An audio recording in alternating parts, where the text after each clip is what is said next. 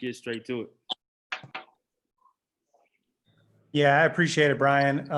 Thanks everybody for being here. This is awesome. The fact that we've got so many coaches in here, 8 o'clock on a Thursday night. You know, the fact that, you know, several months after the initial murder of George Floyd, we still have so many people active and interested and committed to this conversation is really inspiring. And it's, again, it's great.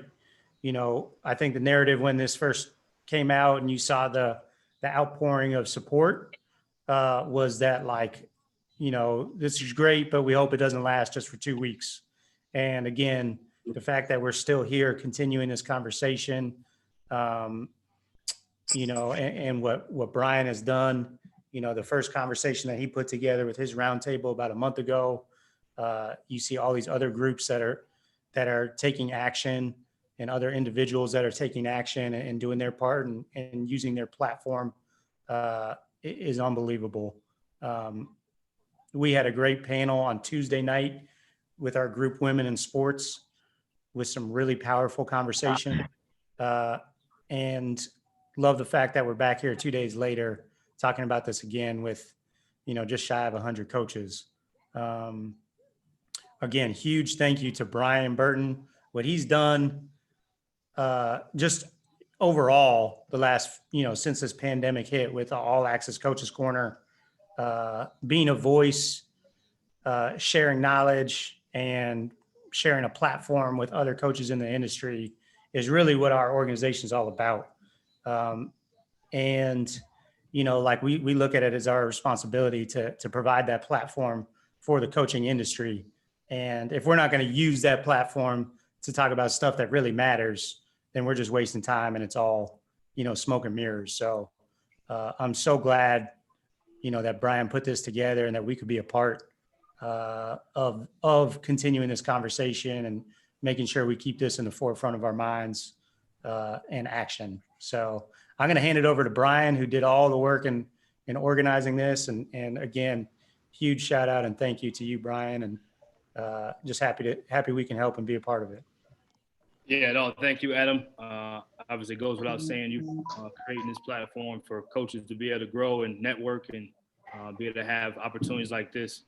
Much credit to you and Rising Coaches and everyone involved.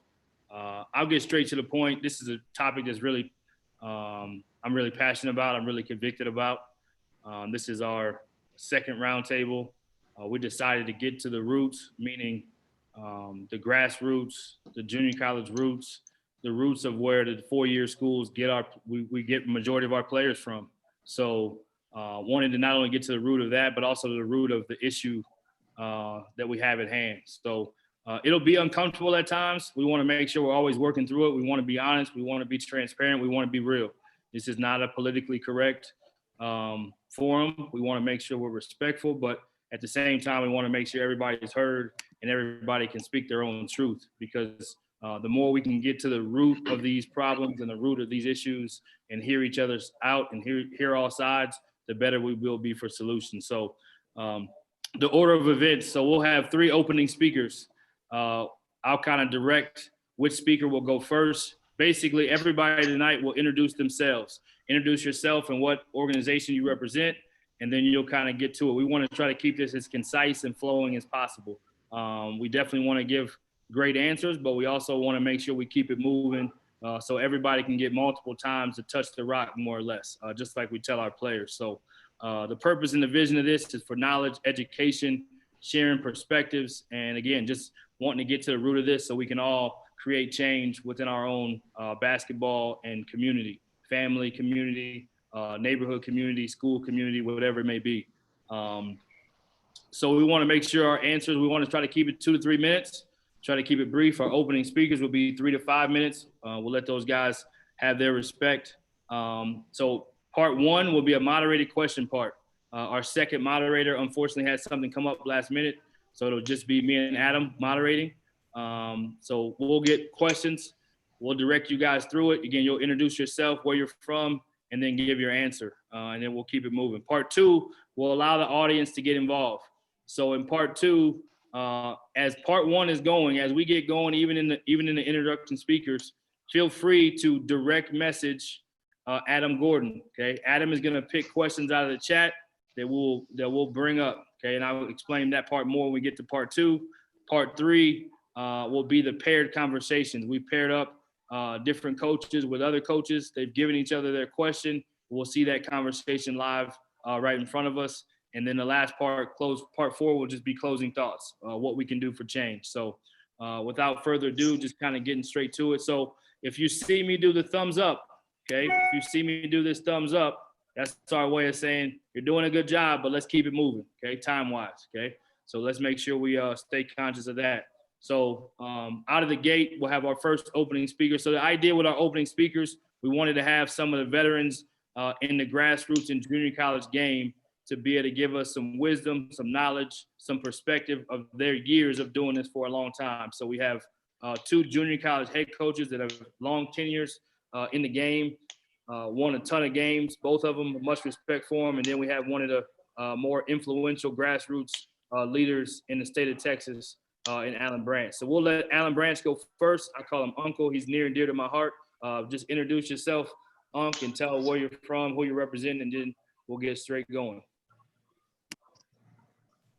And everybody that's not talking, if you can just push mute, and then when we get to you, we'll unmute. Thank you. Okay, ready to go.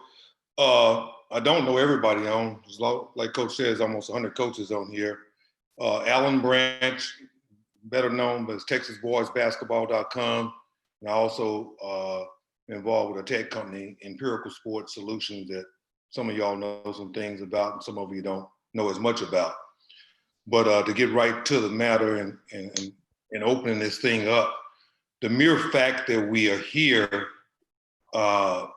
makes the opening statement that we're on the right track. I like the fact that it was brought up that now here we are this many days away and we haven't lost little, if any, momentum or any sense of consciousness on this topic. I think the pandemic nature that of the lives that we're living keep things right in front of us, so it's not as easy to crawl back in our holes. Kind of interesting that we are going through something like this in a pandemic. But what I would like to bring to the forefront or bring to a level of consciousness or challenge you guys, my professional peers and buddies and clients and friends and all sorts of things are on this line now, is that we've got two areas that we have to look at. We got to look at how we deal with this with kids, and then how we deal with this as men and women, as professionals, adults. I think with kids, we're going to have to learn. I've done some of this with some other team situations. We've got to learn how to do a lot of listening. We've got to listen, and then we've got to be willing to ask questions and listen some more. I think for us to help the kids, we're going to have to do probably them 80% talking, us 20% listening and asking questions, and to get to a point where we can really analyze and stop telling them how they should think and what it should be, and analyze and evaluate their perception and their experience and how they are digesting and developing into adults, and how their lives are being influenced by the way they see it. We keep forcing our perspective on it, then that doesn't come in tune with it. So it's kind of one ear out the other. Out of respect, they listen. You're the coach, you're the adult in the room. So they listen, but it doesn't resonate. It doesn't take roots. It doesn't have a chance because we haven't evaluated their perspective on things. We can't discount their perspective. Now, moving over to the other side, and I'll close in about 1 minute. I think I'm okay on time here. The other thing that I would say is that as adults and I'll just use me and Shu, for example, because we know each other well. Shu and I have to have the ability to talk about things that don't necessarily, it could be a bit awkward, could be presumptuous, we got to be able to talk about things without feeling like there's an accusatory nature of what's going on. Talking about things with a level of transparency that we still walk away with the same relationship we had before we actually, that we've had for the last 10, 15 plus, I guess, 17 years, I think it is. It has to still be there. Shu's and our relationship has just grown in respect over all those years. But let's be honest about it, Coach. You and I never had to talk about any awkward or difficult things. We just always talked about how we could make each other better from a basketball perspective and how things would work from that perspective. Now, when we dive into something and we take it to another level, now a level of awkwardness. I think a real interesting thing that may break the ice out here is there's who we are, both black or white, and who we want people to perceive us to be. And I heard an older gentleman say that nobody wants to be caught. There are some people that don't want to be racist, and there are other people that don't want to be caught being racist. And I mean, I think that has to be thrown out there and laid out in a very open way. And I mean, I think when you get into this environment, there is a ruffling of feathers. It's just like coaching players. When you get after them, there's going to be some turmoil. It's going to be. I think that our ability to communicate in the no judgment zone and walk away and say, that's just what I perceive, or that's what I thought. That doesn't, the weather and the climate we're in doesn't make any of us bad people. It's how we manage the weather and climate that we're in that causes bad experiences. So I think we've got to be able to separate our identity from the climate and then communicate about how to navigate the climate and to better manage the climate and to become more weatherproof in a world that, well, let's be honest, is not in a great place right now. And so the ability to talk about those things and those difficult things is going to be very important for us to having success. Or when we come out of this pandemic environment, we start playing games and coaching our teams and scouting and recruiting and doing all these different things we start doing, it's going to slide away. The pandemic is a weird warped blessing right now that gives us an opportunity to really take a look at this. Any other time, we probably wouldn't be able to spend this much time focusing on it. That's what I'd like to point us toward, Brian and Adam. Any questions or thoughts? And I'll step back. No, thank you very much. Definitely appreciate the OG veteran wisdom. We're gonna keep the program rolling. Go straight to Coach Shu. Just kind of introduce yourself, Coach. Tell us who you are, where you're from, and then get straight to your thoughts. Thank you so much, Alan Brandt. First of all, I really appreciate you, Brian, inviting me on to speak. My name is Scott Schumacher. I'm the basketball coach and athletic director of Blinn College. Just completed my 30th year at the junior college level as a head coach. Before that, I had about 3 years experience. So I've been in the junior college level. I've been dealing with a lot of young African-American 18, 19, and 20-year-olds for a very extremely long time. I would say over the 30 years, probably 90% of my student athletes, my guys, have been African-Americans. I think it's just a very sad thing that we had to lose George Floyd for it to come to this. You know, when I saw it on TV and I see it on TV, it just makes you sick to watch that happen. And just a little bit of background on George Floyd. I don't know him, but I don't know if you guys realize this, but He played at Houston Yates High School. Then he went and played at South Florida Community College down in Avalon, Florida. George Walker, who played at the University of Houston, was an assistant at the University of Houston. He got that job, and he started, he was recruiting a lot of Houston guys down there in the early 90s, because I was, at the time I was the head coach at Paris, and I used to recruit against him. So I found that interesting that George Floyd had played down there, was from Houston. I think, like you guys have talked about, that I think the number one thing for myself is I really need to bring my players, when my guys get back, is I need to sit them down in the locker room, and I really need to listen to them and have a better understanding of what they have to go through, because obviously don't really have an understanding of what they have to go through.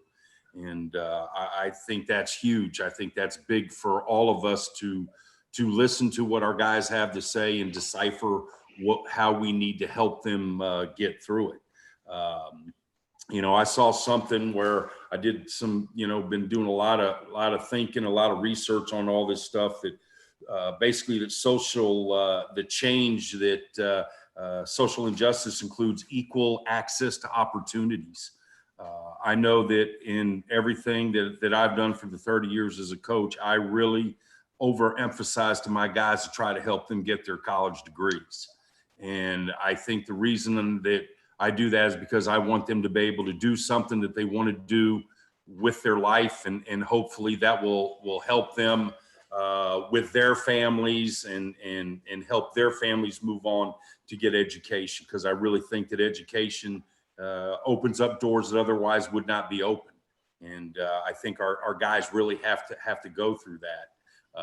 I think that the last thing I want to just talk about real quick was my experience. It's interesting, and I shared this with Brian. I had practice. We practiced on MLK Day, and when I believe it was at Paris.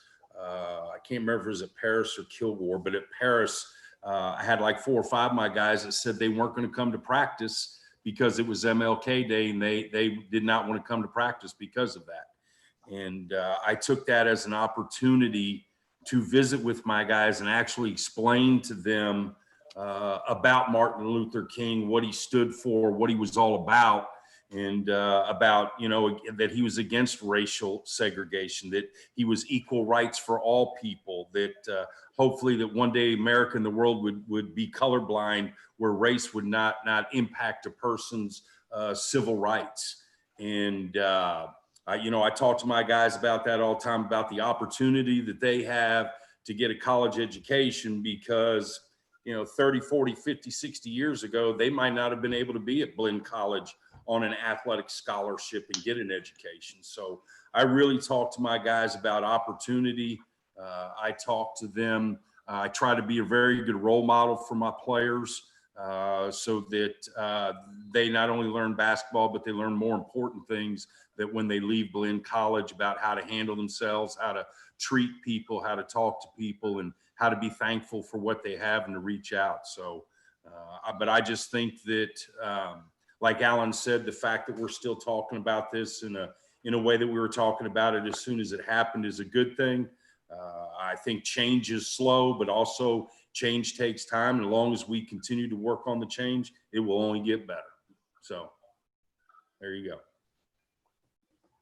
Coach Yu, awesome. Thanks so much for coming on and joining us and sharing your perspective. Again, we'll keep this thing rolling. Great job, Coach Yu.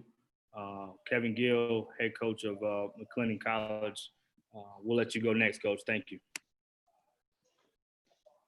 All right, appreciate you, Brian. Thanks for asking me on.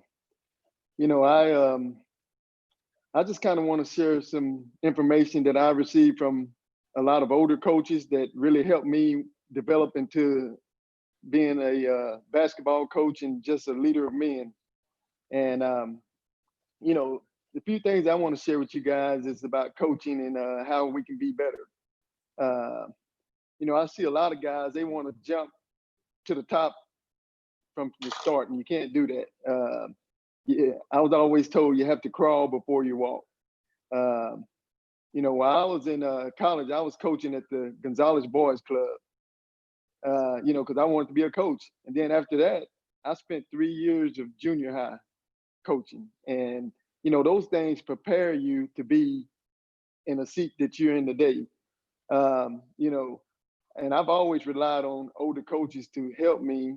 And I wanted to soak up as much knowledge as I could from those guys. With a lot of, the younger coaches, you guys have a great platform and you got a chance to take this thing to a different level. Going around talking to older coaches before I got a job, the thing that they told me, the most important thing I gathered out of all of them, the most important thing was discipline. You have to have discipline in your program. If you have good discipline, that's going to create good culture. Once you do that, everything else is going to flow. I remember in 1996, I was able to get my first head coaching job at Hubbard, Texas. And one of the first things I did, I reached out to a gentleman by the name of Gorey Johnson. He was the head basketball coach at Dallas Kimball, which was a very successful program throughout the years in Texas. I called Coach Johnson. I said, hey, Coach, next year is going to be my first year coaching. Could I come up and watch you practice and sit down and talk basketball? I mean, he welcomed me with open arms. I learned a lot from him. And when I see him to this day, I mean, we still talk about the times, and he kind of still keeps up with me. So, I really appreciate that. Another important thing I think that we could do is with the younger coaches is grab hold to an older guy, a mentor, someone that's going to help you and mold you. I had a guy that mentored me. He wasn't even my basketball coach. He was the girls' head track coach at La Vega High School by the name of George Dixon. And to this day, he's 83 years old. He comes to my games. I'll go to his house and pick him up, and we'll go to basketball game, football game, track meets. But I mean, just having that older guy that's leading you in the right direction, that's going to help you a lot. And that taught me how to do. If we're going to be better, we got to do things the right way. We got to be where we say we're going to be. We got to do what we say we're going to do. We have to be great role models for our players. So we have to be able to lead these guys in the right direction, and they want it. These guys want it. If you guys say you want to be a coach, when you go to a gym, you're going in there recruiting, you come in to recruit other coaches' programs. Actually go in there and learn. Don't be on your cell phone and not paying attention to what's going on, because you can learn a whole lot from those guys. I mean, I did, when I was coming up coaching, I mean, we didn't have a cell phone, so I know, like, coach, what are you talking about? But I mean, those things could help you be very beneficial. And don't be afraid to ask older coaches. I mean, guys can call me anytime and ask me questions about what we do, how we do it, and I'll be glad to help you. And also, once you become a head coach, teach your assistants how to become head coaches. Let them practice. Let them run practice. Let them run a program. Help them run a program. You guys have a great platform. And, last but not least, I see a whole lot of guys tooting their own horn. I mean, if they win a conference title or this or that, I mean, they want to go, proclaim it. Hey, let other people do that for you. I mean, act like you've been there. When you've done that, it becomes second nature. And other people, they recognize it. They'll recognize it. You guys have like I said, you have a great platform. Coach Burton, I really appreciate you for doing the things that you're doing with this platform, because you guys can reach a lot of guys. This pandemic has helped. And like I said, we got to be better. And if we're better, I mean, that makes the world better. And we can take this thing to another level. Appreciate you, Coach. Yeah, thank you, Coach Gill. Thanks, Coach Schumacher, and thanks, Alan Brandt, for getting us started, setting the tone with guys that have been in the game and seen much more than most of us have. So thanks so much for setting the tone. We'll get straight to the moderated questions. First up, we'll go straight to Jabari Johnson. And Jim Hicks, both media members in the Dallas market and in Houston. Unfortunately, Coach Days is not able to make it, like I said, but he came up with some of these questions. So he would have been asking this question. He came up with some of this idea, so I want to make sure I give him his love. But the question is, many people speak on guys like Nolan Richardson, John Thompson III being powerful Black coaches in their era, who were pioneers in fighting for equality and opportunities, more opportunities for Black coaches in their era. Besides Leonard Hamilton, who favors them in regards to being successful in fighting for that same equality for Black coaches in this era? And how can Black coaches in general do a better job of not tearing each other down, competing against each other, and being more unified to create more opportunities? Coach Jabari, Jamar Johnson, you go first. Just introduce yourself, where you're from, and then kind of answer the question. Okay, thank you guys so much for the opportunity. Jabari Johnson, founder of the Heads Up Foundation here in Dallas, Texas. We do mentoring, nonprofit leadership, sports, educational, and scouting. Great question. Many people think of John Thompson, Leonard Hamilton, Nolan Richardson. Some of the modern day guys I think are doing a good job of carrying the torch. You have to start with, of course, Frank Hayes with Tulsa, doing an outstanding job of using his platform. So is Ron Hunter over at Tulane.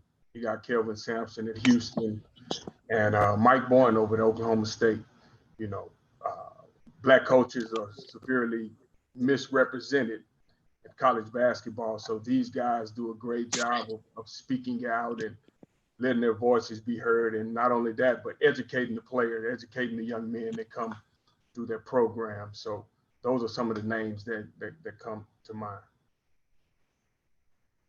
And as far as the fighting for equality, again, some of those same names come to mind, you know, but you got Anthony Grant, Lavelle Moulton is another name out there who's doing an outstanding job.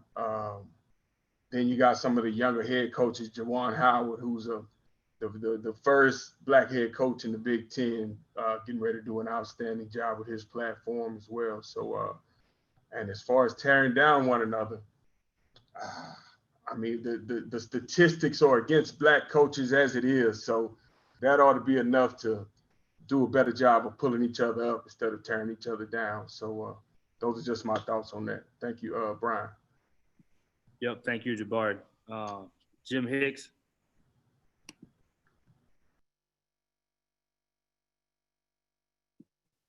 Just go ahead and unmute yourself. Okay. There we go. Yeah, how's it going? Good evening, guys. I mean, Jabari hit, I mean, he bunted, hit a single, hit a double, and a triple on that, as far as the names. I mean, as far as a lot of the Black coaches, I mean, right now, you have to realize a lot of times when you look back at the movements from the civil rights movements, a lot of people, one of the things a lot of people really don't understand or really probably didn't pay attention to was the actual ages of those freedom fighters during those times. And if you haven't done so, I strongly encourage you to make a note right now to do so and just check at some of those guys' ages. Once again, Martin Luther King was under 25. John Lewis, under 25. A lot of these guys were young. So the young people normally have that energy to go and push because their degree of I don't give a damn is at a high compared to a lot of the elders, because you're going to be more mature, and you may have fought certain fights back in the yesteryear. So you look at some of the young coaches that have the fire in their belly, and as he mentioned, like Mike Boynton, but at the same time, he's not the one. He's one that, because we are based in the South, that has just got a job and overcame, you know, in the way that which he was placed there.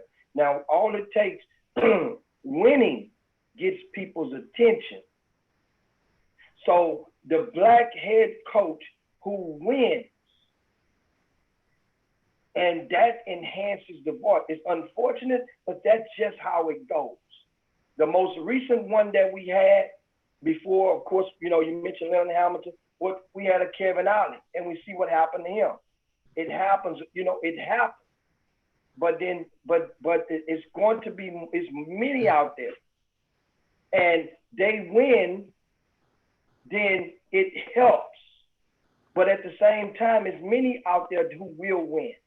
You mentioned the Kelvin Sampson. Kelvin Sampson is winning right now. So guess what? It's easy for the microphone to be on.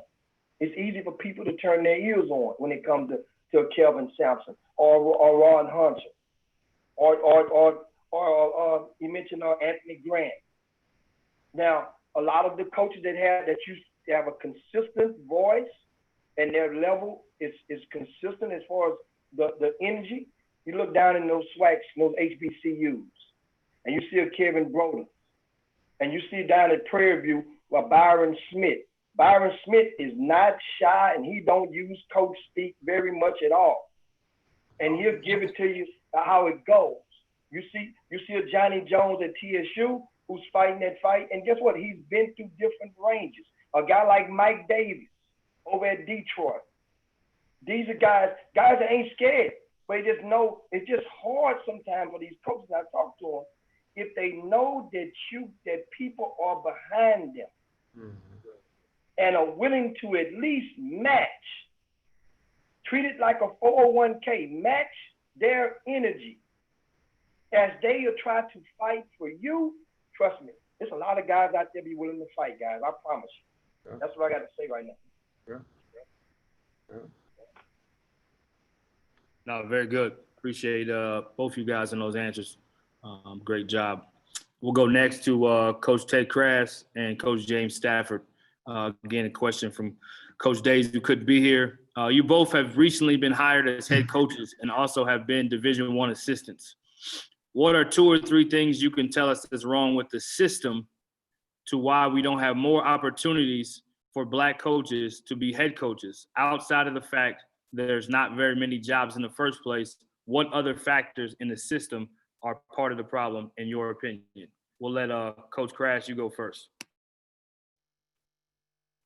First of all, Ted Crass, just got the head coaching job at Otero Junior College in Colorado. Came from Abilene Christian with Joe Golding. And I appreciate you guys for having me on. I'm honored and try to prepare the best I could. I think that in my experience, the little experience I have, the biggest problem is, the solution that we want is that with over 50% of scholarship basketball players in Division I being Black and over 80% of them in the top 7 conferences being Black, I think we all want to see more Black head coaches. And I think that, in my experience with just recently interviewing for a head coaching position and getting it, I learned a lot, and it explained to me a big reason on and why I think it's behind the curve of what we think it should be. And I think that, for one, from ages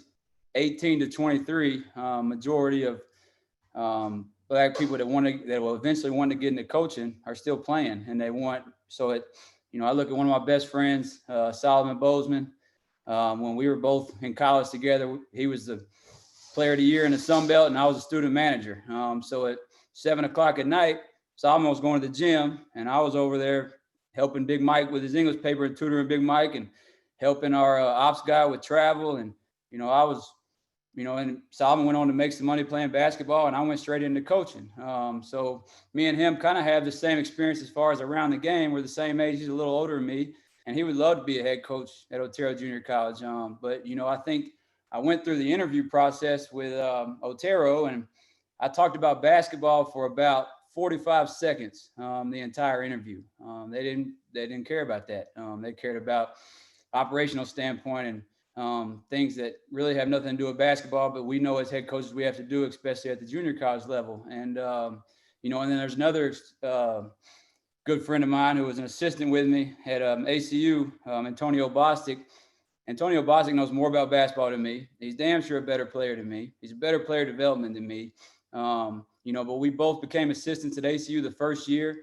And I remember he looked at me one time and he was like, "Hey, we're the same age, but I'm gonna keep asking you questions because you just know a lot more than me, and I'm trying to figure it out. But that was just operational stuff. It wasn't basketball, and so, I think that's one major problem. And I think that one easy solution that I can do as a head coach and that other head coaches can do is try to target some of our student athletes that want to get into coaching and take some time and help them see the things in coaching that are not as fun that we all have to do to move up in this business, and help them learn a little bit about operations. What's wrong with having a junior point guard, help with a bus trip or help with some meals if he wants to learn and he understands what he has to do, if he really wants to get into coaching, so that because the other problem is that most of the paid entry-level positions in our business are operation jobs. There's nothing to do with coaching. If you want to get paid and get an entry-level position at Division I, you're probably not doing a lot of coaching. You're doing operational stuff.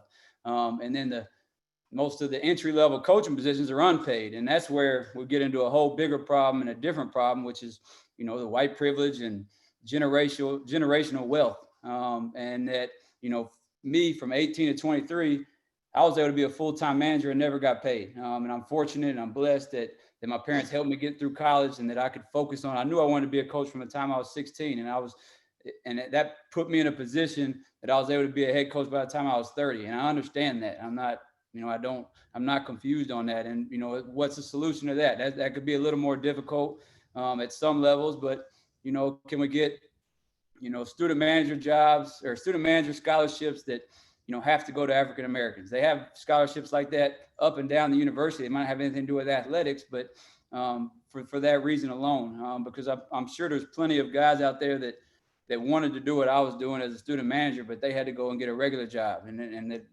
there's not a lot of paid positions at entry levels, and I think it starts at that age.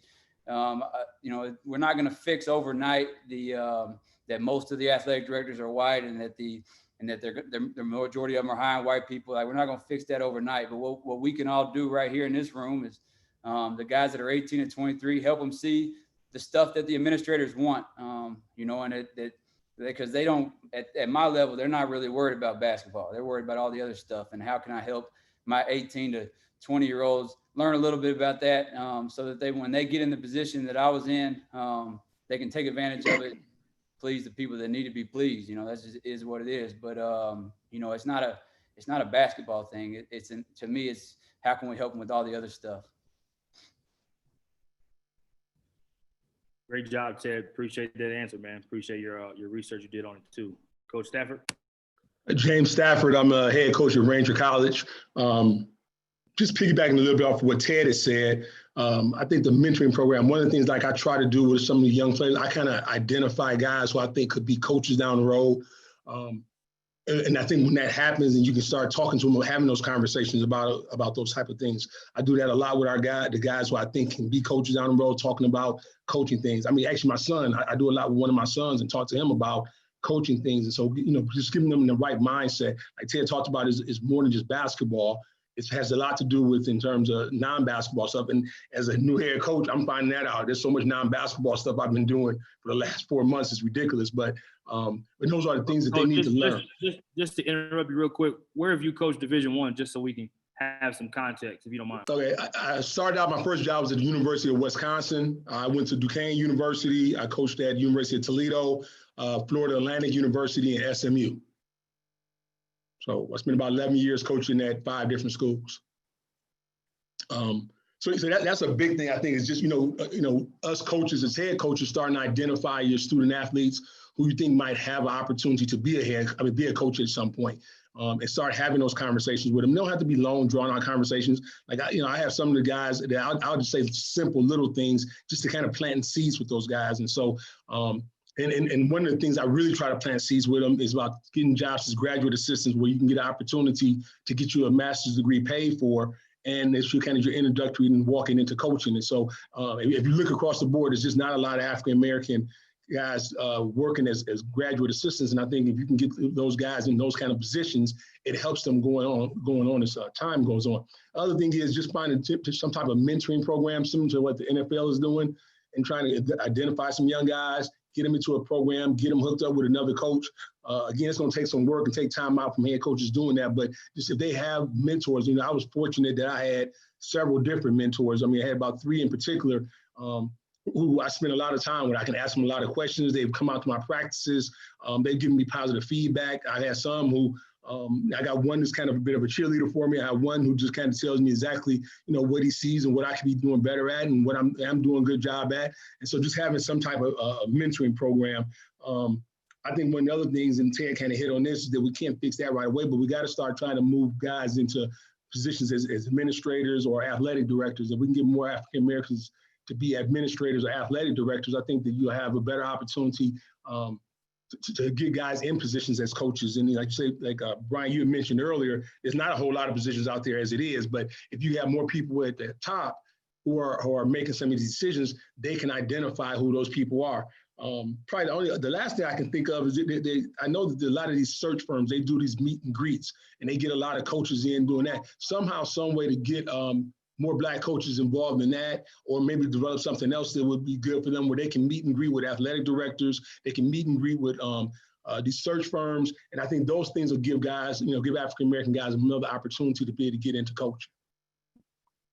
Coach, appreciate that, man, very much. We'll go to Yusef and Coach Cole next. Again, one last question from Coach Days. How are you making an impact on your minority student athletes at your program, bigger than just basketball? What are you doing to help break some generational and family curses, teaching them to vote, rights, et cetera? And how can you help prepare them for life after basketball, even though they're going on to four-year universities after you guys? Either one of you can go first. I'll hop on it, Yusuf. The first part of the question, the how do you impact, minority student athletes? I think that it's the same way we impact all of our student athletes. I saw a quote the other day. I'm gonna read it to you. I wrote it down. It says, "The more you love a person, the harder you can coach the player." And Ryan Pannone said that. He's a head coach of the Erie Bay Bayhawks. And I thought that was a really good quote. I think a lot of these kids need love. You got to create a connection with them and grow that bond and really, show them that you care about them. And I think that's kind of something that we do as coaches. We all do it. It's not, it's not a hidden thing. We all know that. Something that I did last year that I thought really helped as our team. It helped our kids kind of open up to each other. We took a kind of a trip. In junior college, you don't have all that money to go take your preseason kind of 1 week where you kind of get to know the team. So we went to, we were in Colorado, so we went and climbed a mountain. And on the way down, I made each guy partner up with each other and kind of share some things that they normally wouldn't share with their peers. Something that they've had to overcome in life or something they normally wouldn't tell a teammate that they've only known for a couple months. And I thought it really helped them connect on a deeper level. I think that's big for these young student athletes, because we all remember being 18 to 23 years old. We all want to be cool. We all care about how we look. We all care about, what somebody else thinks. And I think, early on, when you get your players to connect, on a deeper level and care for each other, I think that really helps them grow as people. The second part of your question about the generational wealth or family curses and voting, I think all that is that stuff that we just need to communicate. We need to talk about. Something that Unc spoke about earlier. I think part of our jobs, not just coaching basketball, we need to help these kids build the ability to think for themselves. So I think we need to have open and honest communication with each other. Help these kids, really talk about what they truly believe in, and then encourage them to reach out to family members, whether it's mom and dad or grandpa or coaches, and get their beliefs, and then formulate, their own beliefs. Because when you're young, you grow up believing what your parents believe. At least that's how I grew up. You grow up believing what your parents believe. And as you go into college, you kind of grow and you start building the ability to think for yourself. And I think that's a big part of our jobs, is to help these kids understand and think for themselves, especially with all the stuff going on in this world. It's helped me, at the age of 31, it's helped me kind of think for myself and look at things at a different angle and understand what I truly believe. So those are my thoughts on it, Brian. Awesome. Thanks, Coach. Yusef. How you guys doing? I'm Coach Yusef Fitzgerald, head coach of Hines Community College down in Utica, Mississippi. And on the first part of the question, how am I making an impact with my minority student athletes at my program? Well, Hines is an HBCU, so I'll have all minorities all the time. So I'm coaching mostly Black kids the whole time here. My 3 years here, it's been all Black. And what we try to do is we incorporate our community. So what I like to do is I go out and I find me some lawyers, I find some jobs, different jobs around the community and in the city of Jackson with some business partners that I know of mine that growing up. And we try to encourage them to work during the summer. So I had some guys doing some yard work, landscaping stuff. And during those times they're working with those people, I ask all those folks to show them a model of how they can create the same thing. A lot of times they don't even get exposed to these opportunities or even the thought process of how can I be my own boss? How can I work for my own self? How can I do things to create, like we want to say in the second part, of generational wealth or breaking those family curses by stepping in and learning these things now. I do a lot of troop talks. So a lot of my guys are not going to play overseas or in the NBA for basketball. They're going to go on to a 4-year school, get a degree, but a lot of them are not going to have, the blessings and the opportunities and the luck that comes with getting those jobs overseas and playing. And what we do is I try to steer them into other avenues. I got one kid that was playing for me 2 years ago. Now he's a truck driver.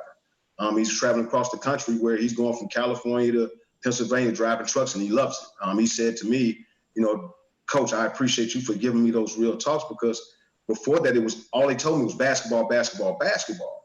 And nobody realized that even for most of us on this panel that are basketball players, that's all we knew. We didn't know anything else when we came out of that thing. Like when you got through with school, it was like, oh, what do we do now? And it's like, oh, go into coaching. Well, it's hard to get into coaching because of the situation of how it works. It is what it is on what we're dealing with the systemic, problems. But we got to give them other avenues and not putting the end of all ends bouncing the darn ball, because when that ball stops bouncing and that's all they know, that's all they're going to do. So we try to give them those opportunities outside of basketball here. Our community service projects that we do, I always encourage them to talk to some of the organizers and the bosses of those places so they can see how to give back in different things. So that's some of the things we do. I encourage all mine to think positively and for themselves as well. So now it's outside the box. Now for the second part, what are we doing to break generational curses and family curses and teaching them voting rights? You try to educate as much as possible through other voices. A lot of times they hear us so much talking about so many things, you give them other people to speak to. So I bring in speakers. I quote a lot of things from my mom. My mom is the Children's Defense Fund regional director down in the South. And I quote a lot of things from her because she's on that front line fighting for changes in laws, changes in processes, changes in how we think. Because like we always say, education is key. We got to break some of these curses because most of these kids are coming from places where nobody has graduated even high school. I got one kid who nobody graduated high school from him, and he came to me and now he's getting his master's degree. He's broken that curse. So we encourage that part of it, and then we have to give them the reality of what's really going on. A lot of times, like everybody says, that uncomfortable conversation you don't want to have. Well, get off your scared, pompous behind and say what needs to be said and quit being afraid to say it. Like, it's not going to hurt any feelings. The thing that I love is I hurt feelings now. So when they get older later, those feelings are good. They're straight, because now they realize, like I tell everybody, you show me an anatomy in biology or whatever science class and point to your feelings. If you can show me that, I'll give you $1 million. Just show me where it says feelings out of your heart, out of your mind. No, get out of your feelings, man. At the end of the day, say what needs to be said and stop holding back to everybody. That's including in your household. That's including around your program. That's including your administration. Don't sit back and just let it be for all these years. That's my answer for that one, B. Appreciate you, man. Yeah, great stuff from both of you. I really appreciate those answers and the thought you put into them. Coach Aaron Smith and Nick Wade, this question is for you. Being in a biracial marriage, your children will be mixed. They will grow up in a world differently than someone who has just one race. Will you teach your kids to see color or to be colorblind, or that there's power in color? And how will you prepare them in a country that is struggling with inequality and social justices? Either one of you can go first. You or me, Nick? I guess I'll go. Is that cool? Yeah, you got it, Coach. Okay. First, I'm a Christian, and I try to view all things with a gospel-centered worldview. And, that reality frames my thinking, that the notion of colorblindness is not something that, we should strive for. The fact of the matter is we are different, and God not only accepts our ethnic differences, but he actually rejoices in them. There's something about the differences that we all have that help display, the majesty of God. So I don't believe that, we should strive or teach, that we should live in a quote colorblind, society. I have a 21-year-old black stepson, who I call my own, and a 3-year-old biracial daughter. Just, in regards to the second part of the question, how will I prepare my children to live in a country and in a world that's still struggling with, all these inequalities and injustices? I think for me, it's two things in particular. Number one, we need to teach that every person is created after the image of God and therefore has an inherent worth, an inherent value, and an inherent dignity.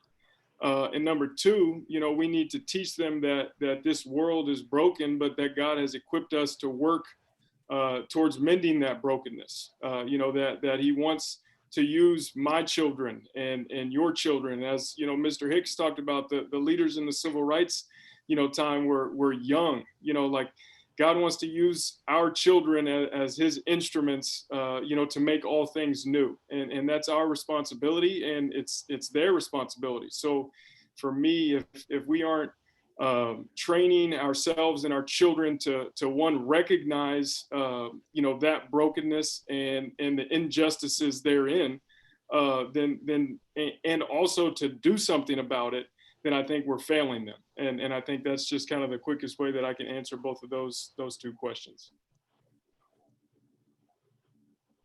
First of all, I want to thank everybody on the panel for having me, and just hi to all the coaches out there. I hope everybody's staying safe. The truth of the matter is, having those talks, even with my wife is Mexican. She's from El Paso. But that's something we don't duck. We are different, and there's beauty in being different. And, I didn't marry someone like me, whether it be personality wise or anything else like that. I think it's kind of what Coach, Smith touched on too. There's beauty in that, and you can rejoice in that. I think that the thing that's important is, and when we've talked about starting a family and things like that, for the sake of being real and being on this round table, the truth of the matter is we will probably be raising an African-American labeled daughter or son, and what comes with that. And I think that that's important, not only to understand, but I think that there's a lot of dignity and there's a lot of honor in that. But it's just the way things are. And me as a parent, or even as a coach, pretending those thoughts, those views aren't out there, I think would be setting people up, for failure, especially in my own household. So, me and my wife have talked extensively about that. There's a lot of things I've learned about her and her family heritage and things like that, we have to wrap our head around and that we learn to love and coexist with. But when you bring kids into the mix, it's a little bit different.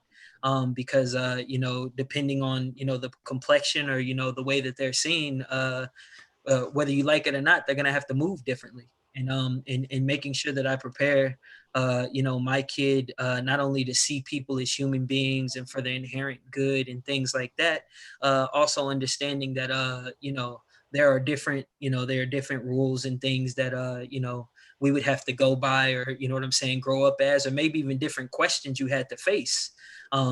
Just personally, me, I grew up in a town where I went to an all-black elementary school, but I was in an accelerated program, and I was the only Black kid in my class at an all-black school. So I remember the things that I had to go through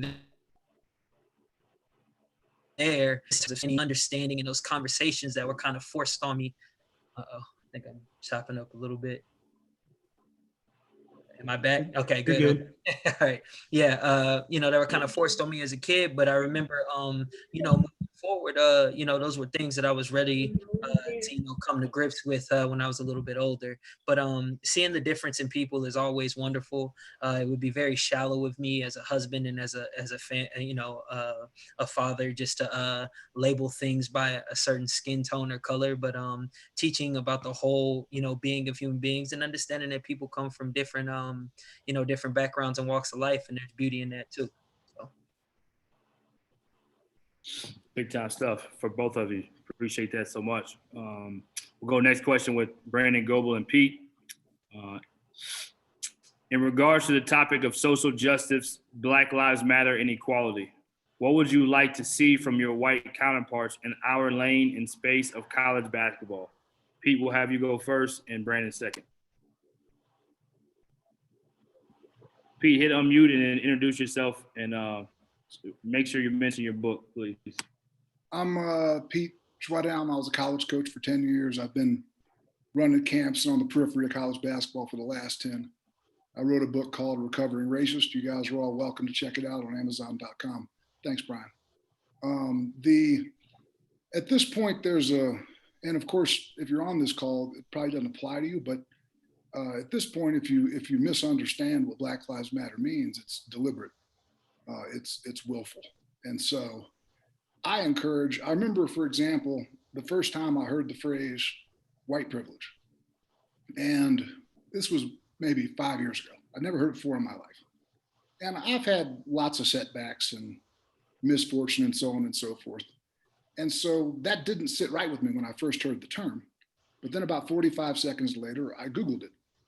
And I read the article by Peggy McIntosh that coined the phrase or popularized the phrase in about 88. And then I wasn't hurt anymore.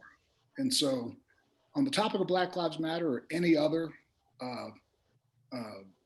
brand or topic, if you feel yourself getting uncomfortable as a white person, I just encourage you to go to Google and try to educate yourself. Because a lot of times once you do that, then the hurt feelings and the misunderstanding lessen substantially. So I think that the key is self-education. And I've said a lot of times that what we as white people need to do is twofold, and that is listen to Black people and talk to white people.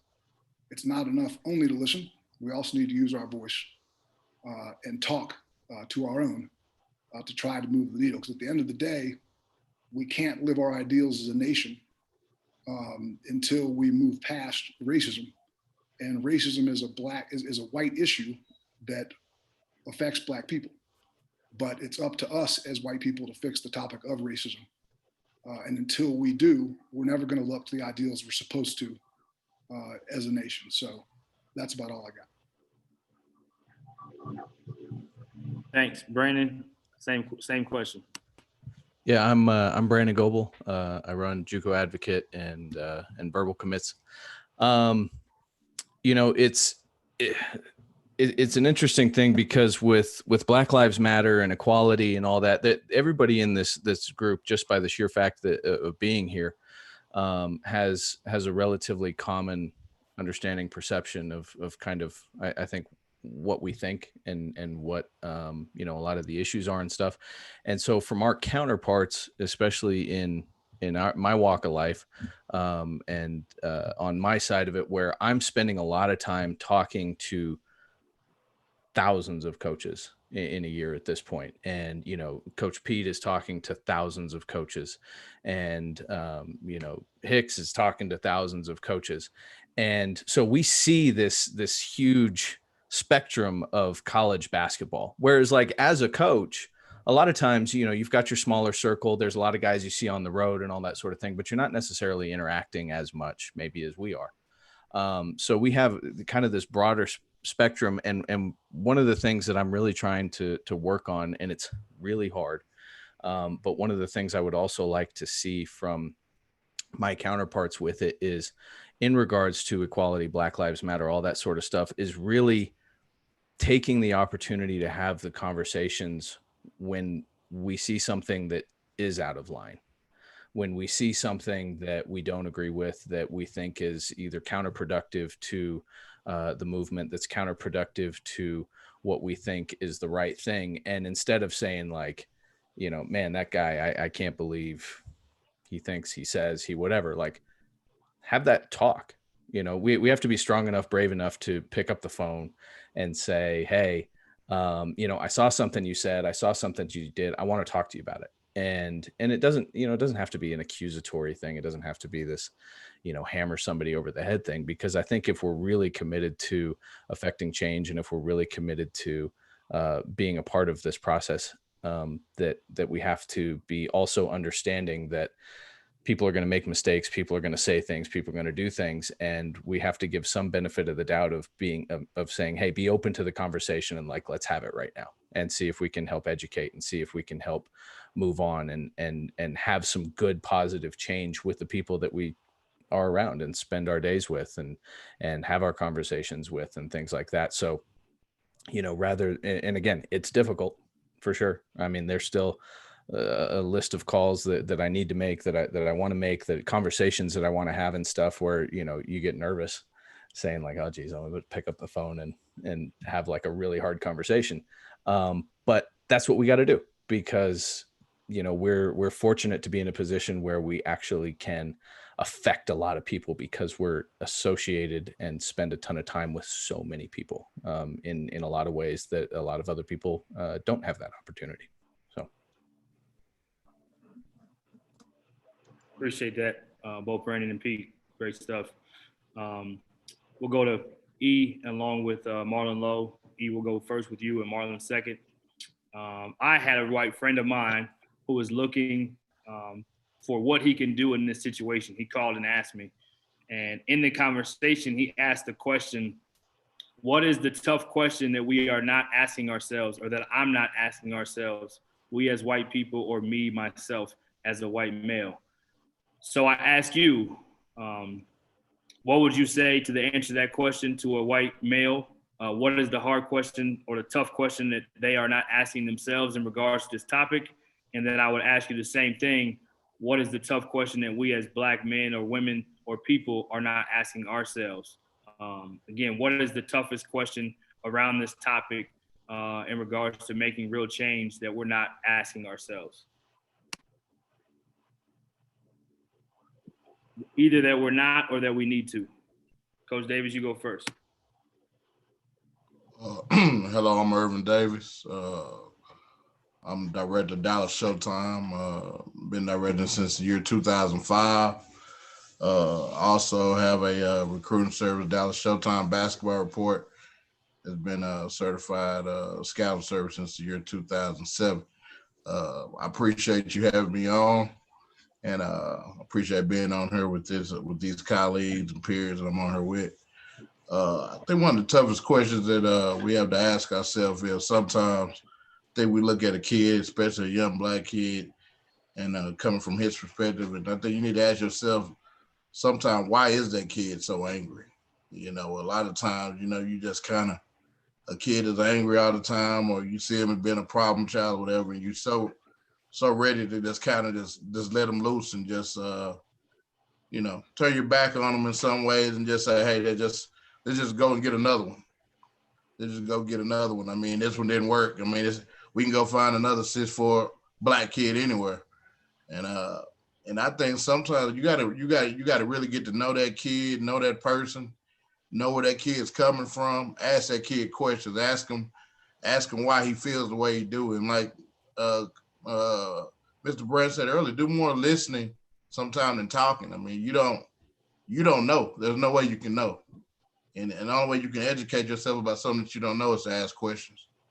And I think that's the main thing. And by having this panel on, I'm glad to see, you know, it's not just a group of Black coaches, a group of black recruiters. I mean, it's everybody. It's all colors, all races. And I think this is the beginning step. I mean, because we know who we are. I mean, I've been Black my whole life, you know, so I don't need to ask myself what it is to be a Black man in today's society. I know how people sometimes look at me. I know how sometimes people think. I know most people would never think that I got 2 master's degrees. I know that.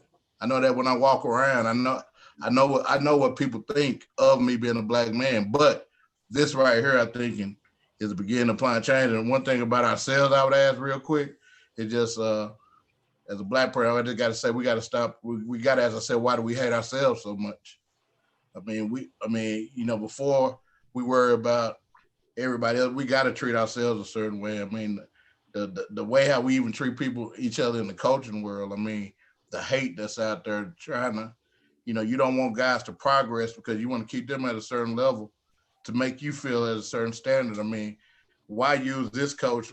You don't want to help this coach because right now you're using him to help you with your job instead of trying to help him elevate so y'all can all elevate together. And that happens from everywhere down. I understand from junior high to AAU to high school to college. But that's kind of how I would answer that question, Brian. Appreciate it. I appreciate you. That was great. Marlon?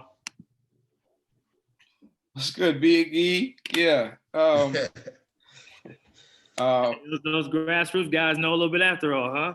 Yeah. Like you said, never coached before. I'm glad to be a part of this, man. I've been listening, learning a lot, getting an opportunity to hear a lot of people's perspectives, and it all matters. Hard questions that I think other people should ask themselves is, what are they willing to share in? What are they willing to share in, basically? Are they willing to, and are they willing to approach their friends and talk to them about things that they're involved in that limits opportunities for other Black people, whether it's in corporate businesses or if it's in coaching industries? Like, I had a friend ask me about 2 weeks ago, well, not ask me, but conversate with me about 2 weeks ago and said he actually went to some friends and asked him about the number of people Black people that he have hired on his staff.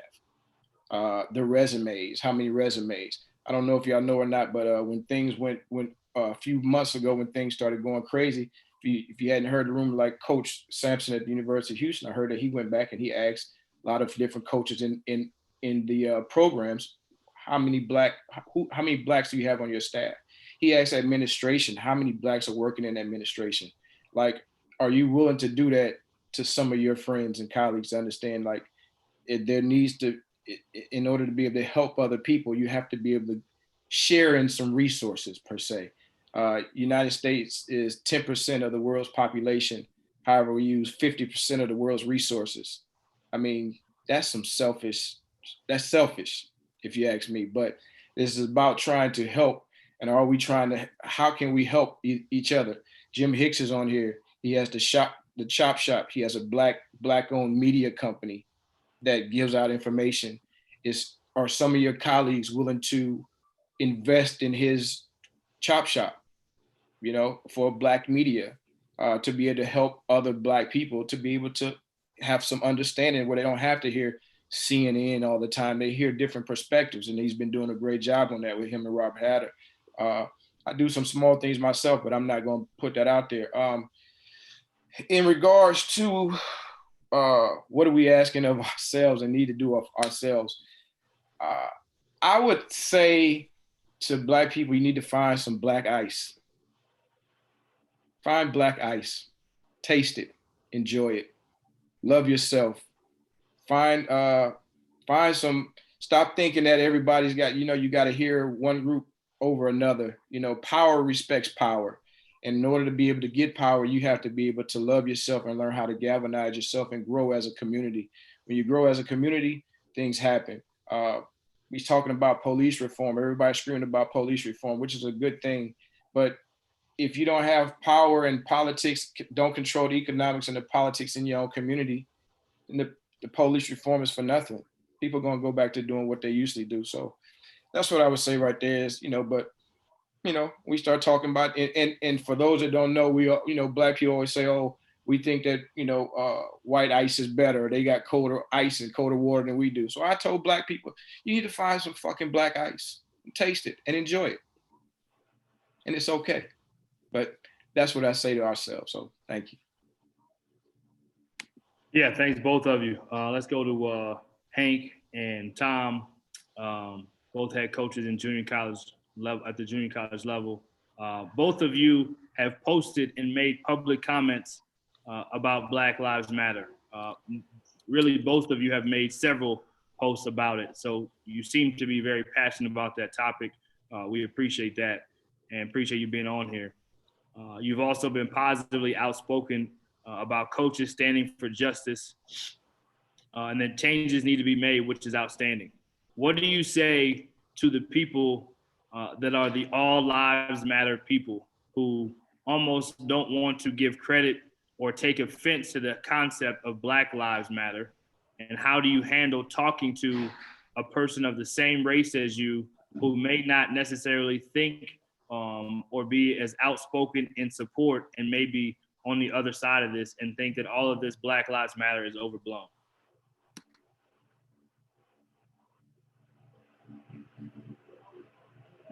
I'll take it. Tom, all right, either one can go first.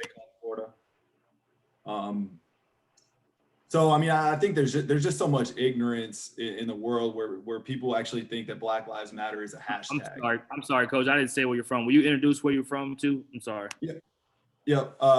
Tom Parks, head coach at State College of Florida, in Bradenton, Florida.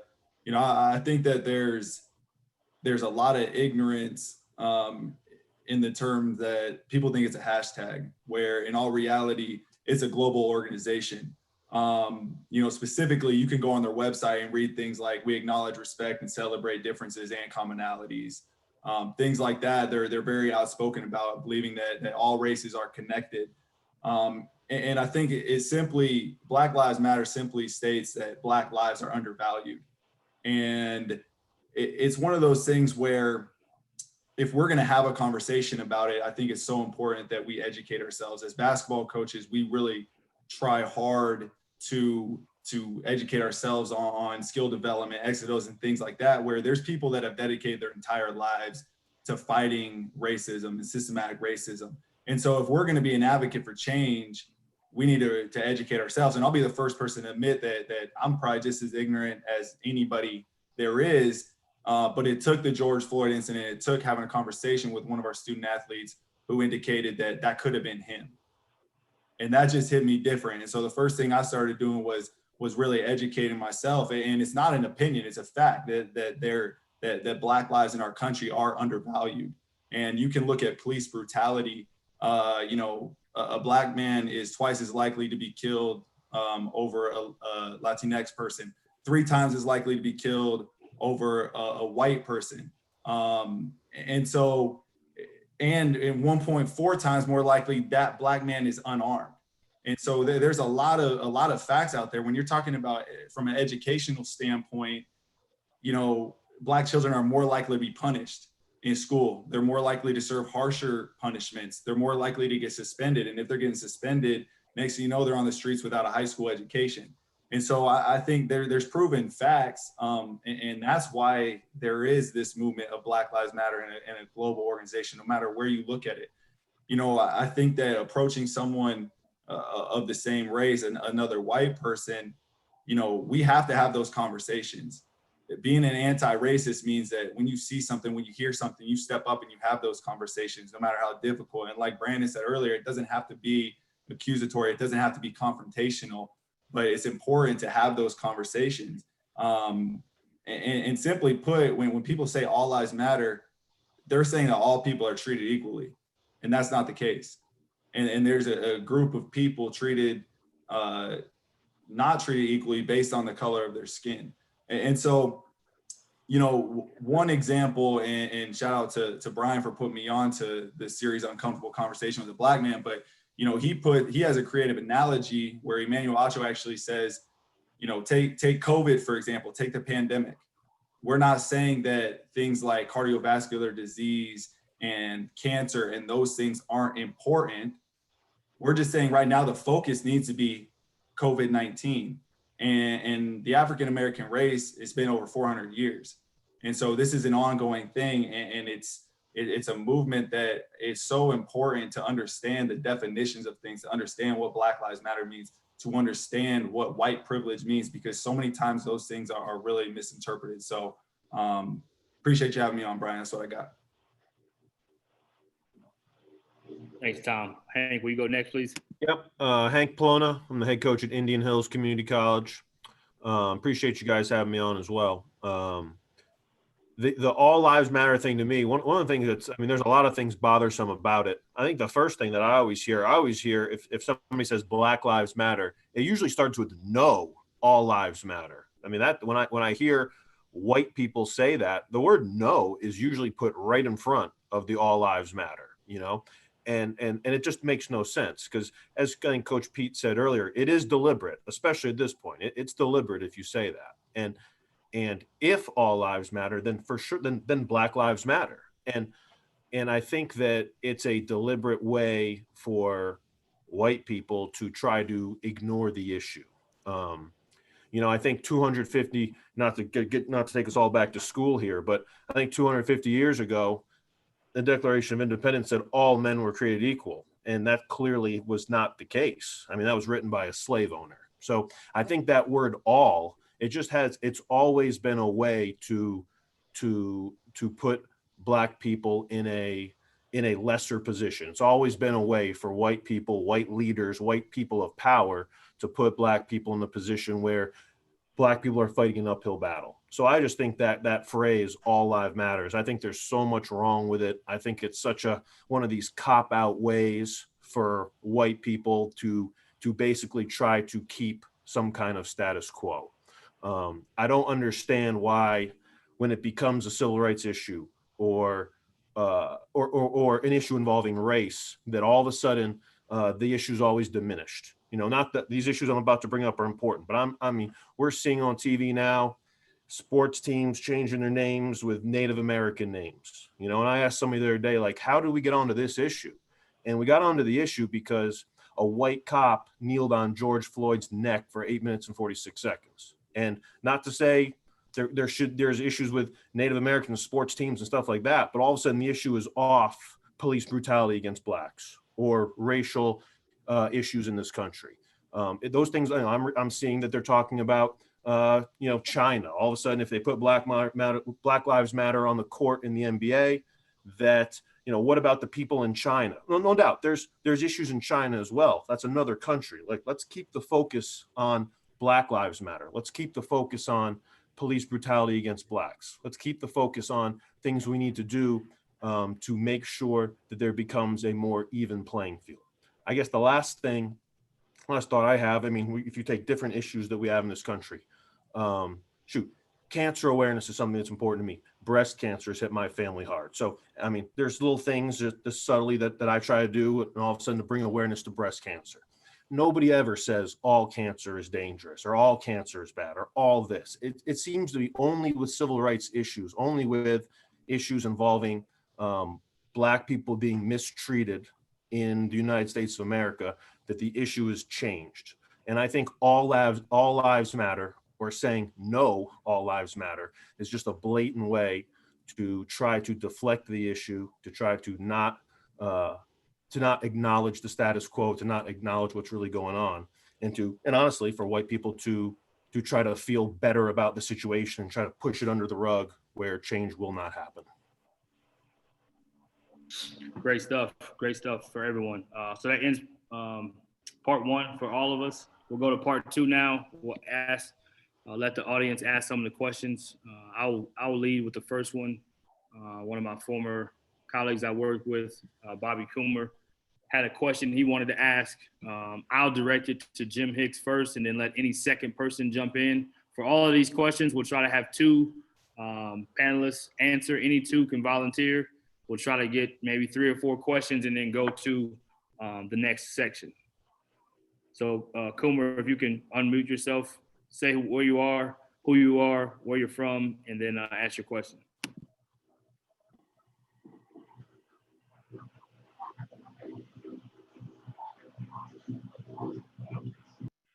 Hold on, Brian. I'm not as good as you are, man. I'm not good on this Zoom thing. You weren't saying it back in the day when I worked with you at Lamar. You used to carry me, man. My technology guy used to get me straight. Help me out with Twitter.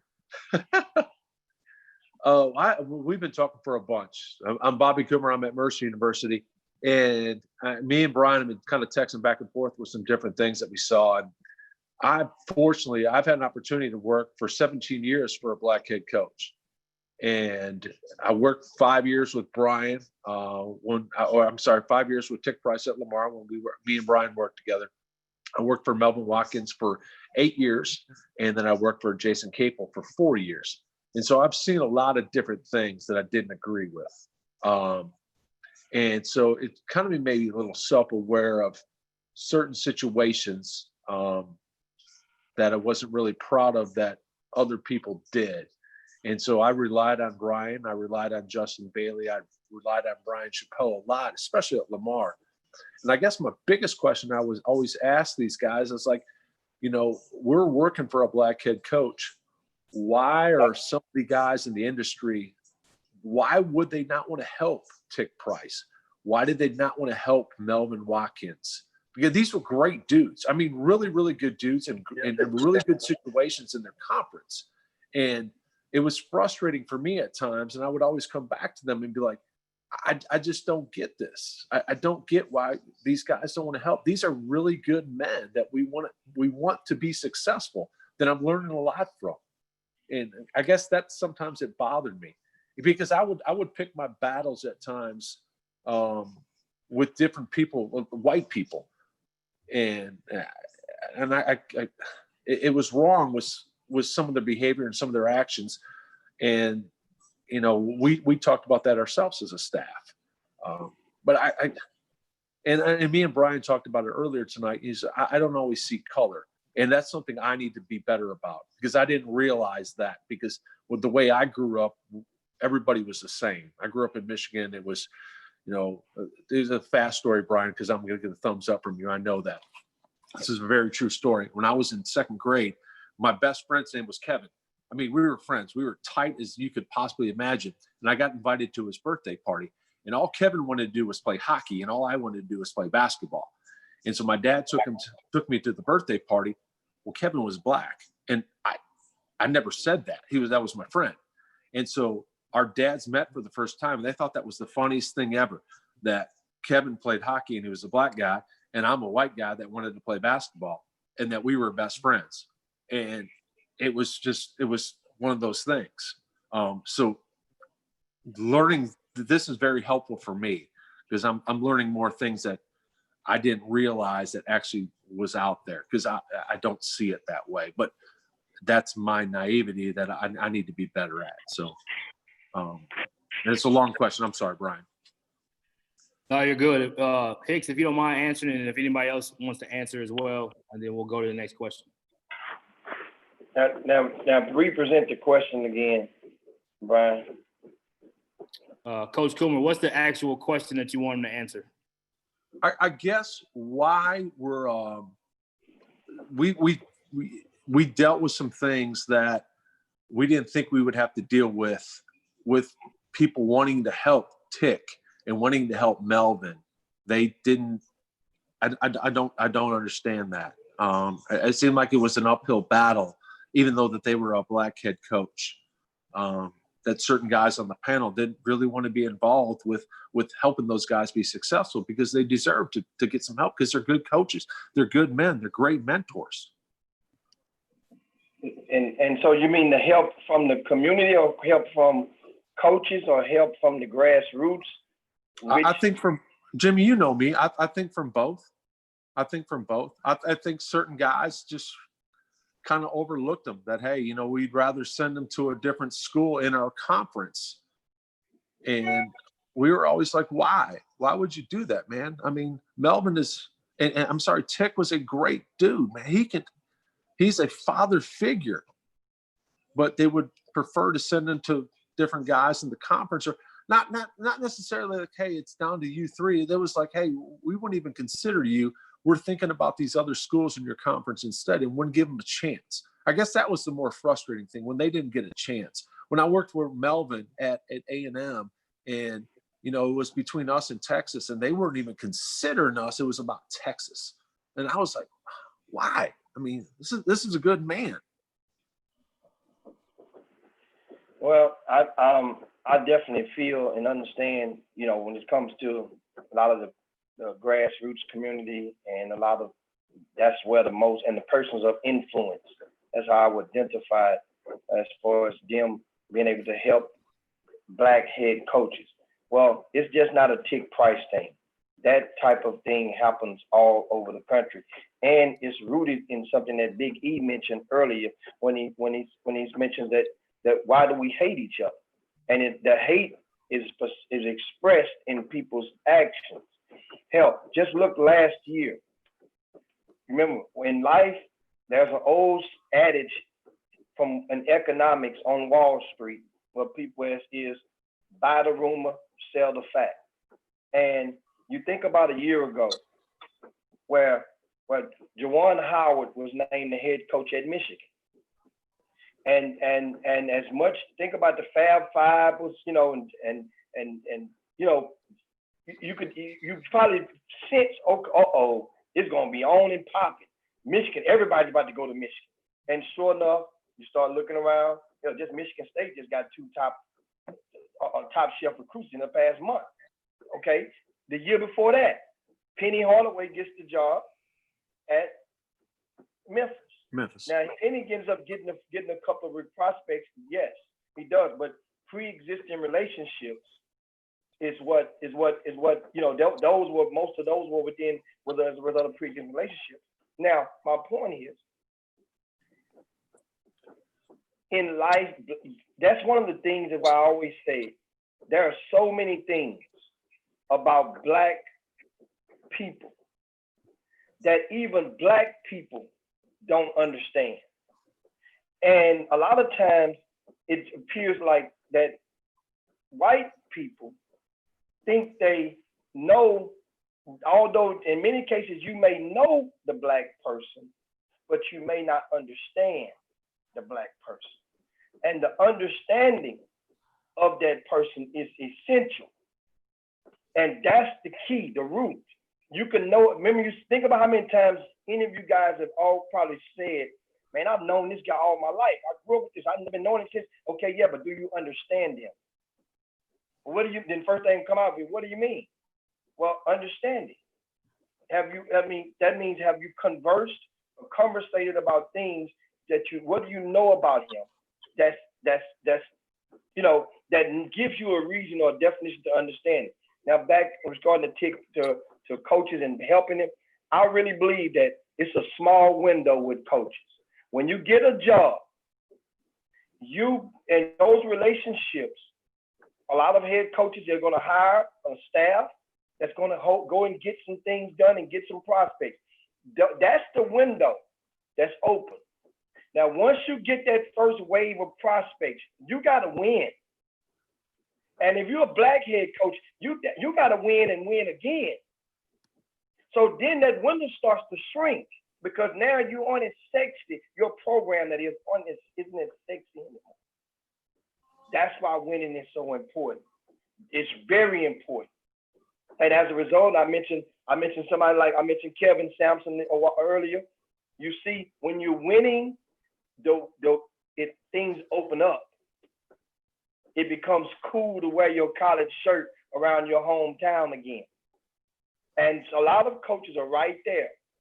And the relationship, the thing is, that same relationship that a grassroots coach may have with one college coach, he's not the only college coach that grassroots has a relationship with.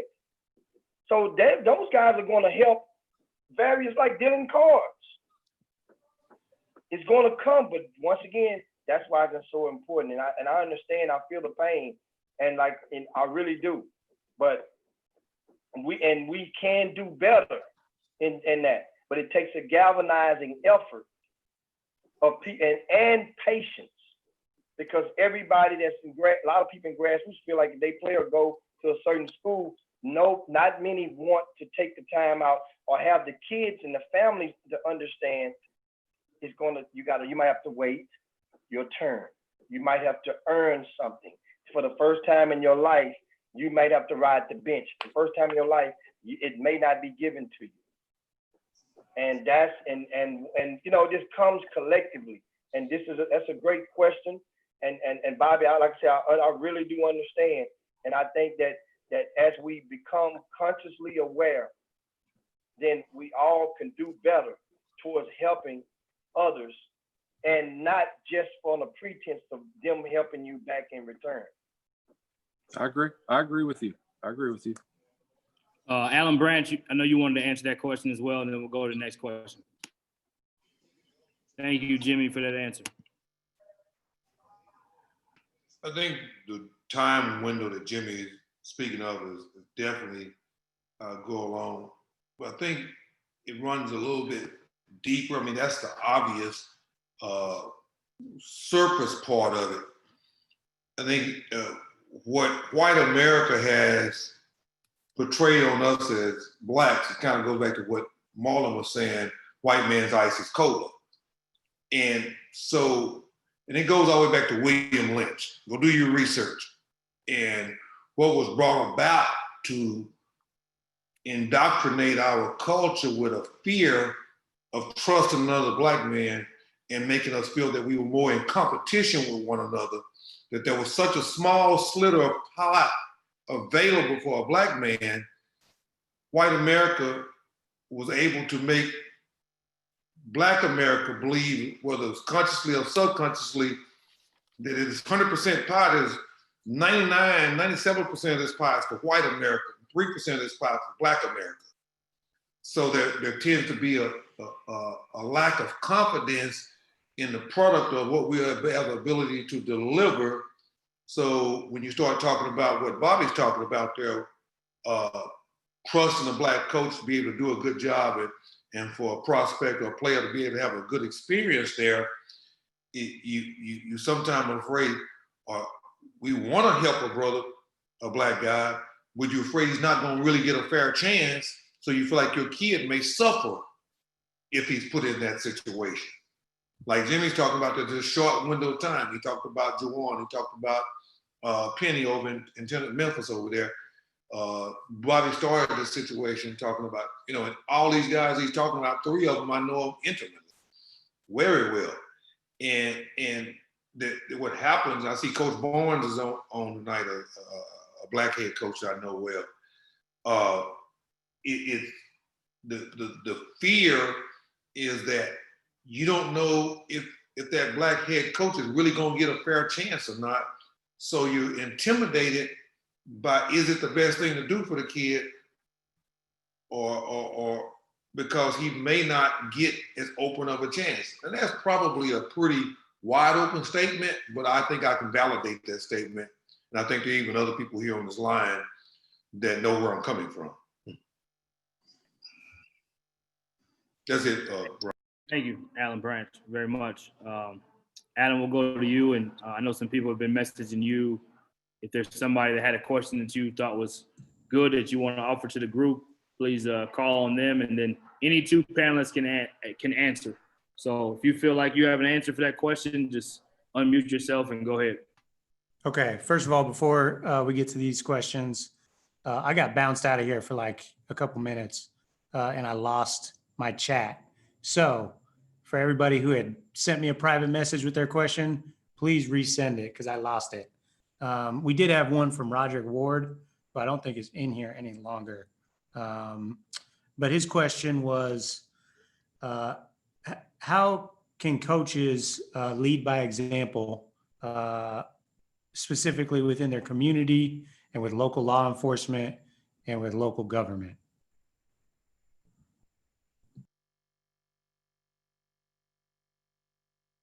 And I guess that's for any 2 panelists that want to take a stab at it.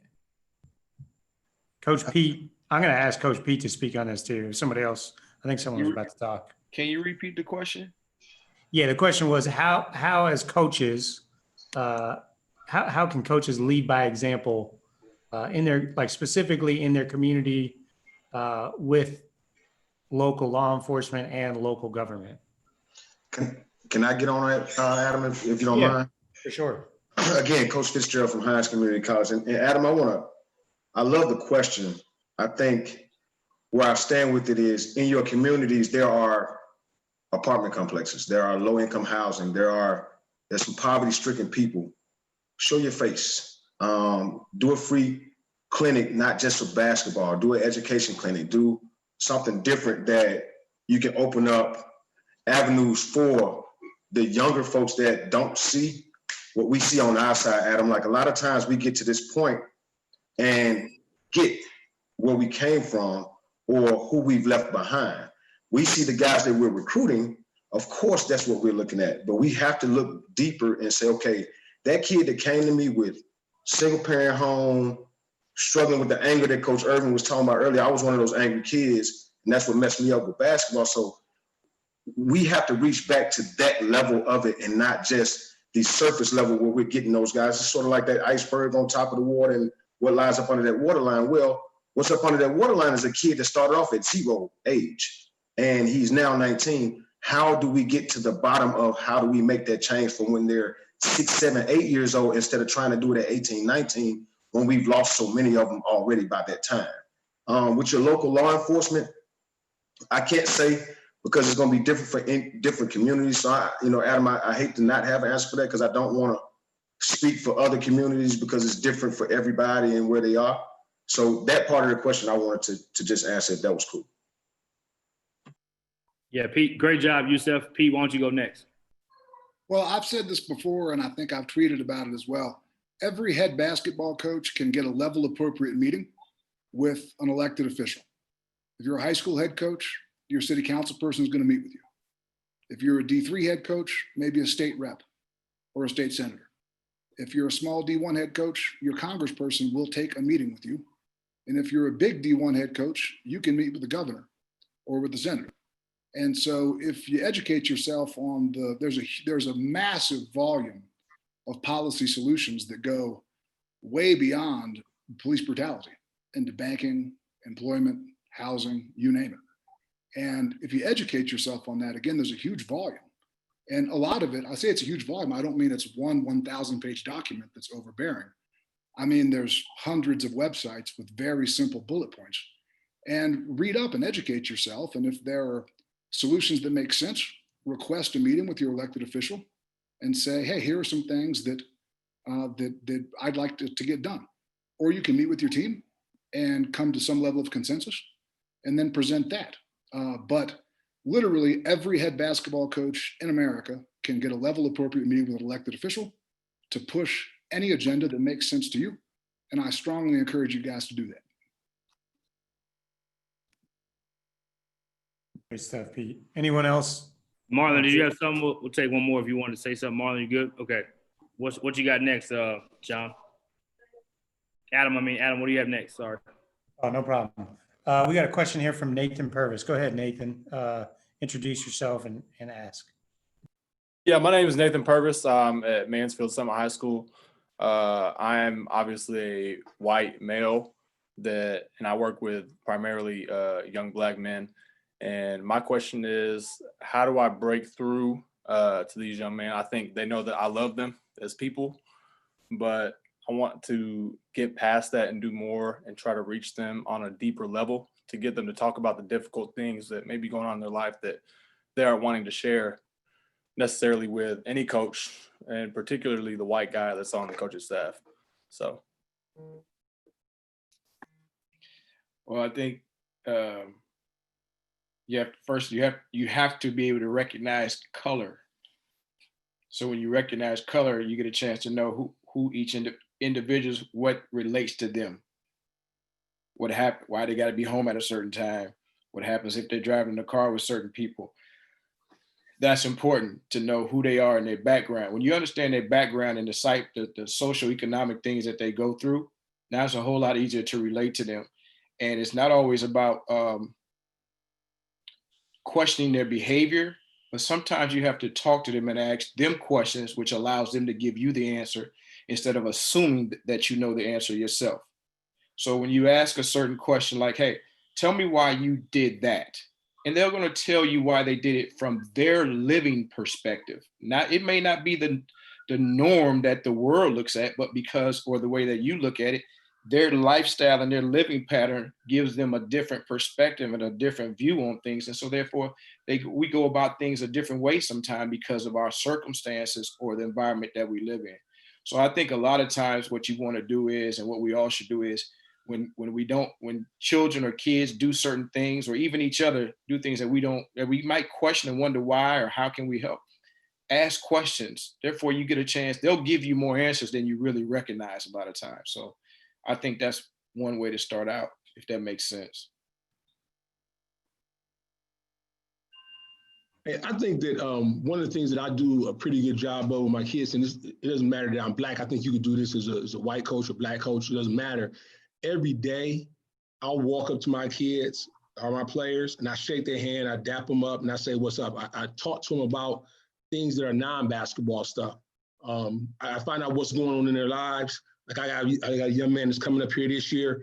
He just had a baby. He's 17 years old. He's coming to play for us next year, and he's just had a baby. Every time I talk to him, I ask him about the baby. Every time I talk to him, I ask him about his relationship with the grandparents because sometimes they have problems. So when you start letting them know that you care about more than just what they can do for you on the court, it becomes a whole lot easier to have those conversations. And then you'll start seeing them gravitating to you and talking to you about those kind of things. So again, I understand that you're a white coach, but I think this is with any coach. You have to take the time out to know each of your players. And that's the thing that I think where I've been able to do a really good job with players is that I find out what's going on with them beyond the basketball. And I make sure I'm always checking in with that stuff. So then now they say, well, he care about me more than just what I can do for him on the court. He care about me as a person, as a player, and then he does as a player. And once you get that kind of rapport with them, they start to come around more. And then what you'll find out is the other players see it, and then they'll start coming around. Can I jump in on this one? Charles Amet, Langham Creek High School, Houston, Texas. I think one of the things, very much like you, we are at a school that's population is incredibly diverse, and I think one of the things that has really solidified a lot of the things in our basketball program and just in the community in general and the feedback that I get.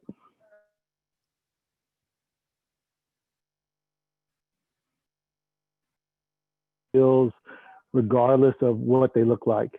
And then when you pour into them through other ways,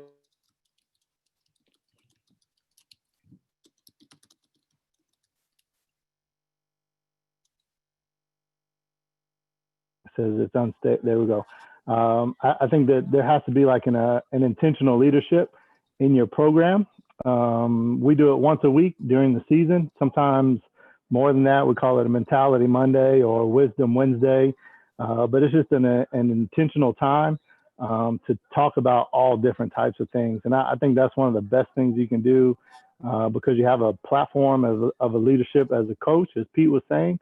And once you do that, some of the ways that and like what Marlon was saying, asking questions like from your perspective and really asking, like giving them the time to be able to answer those questions honestly in a safe space where you're able to address some of the things and you learn some of the things from your kids that you would never know if all you were doing is just working on rebounding or defensive transition or any of the things like that. So if you're not doing something like that in your program, I would really, really encourage you to kind of look and to see and do it in a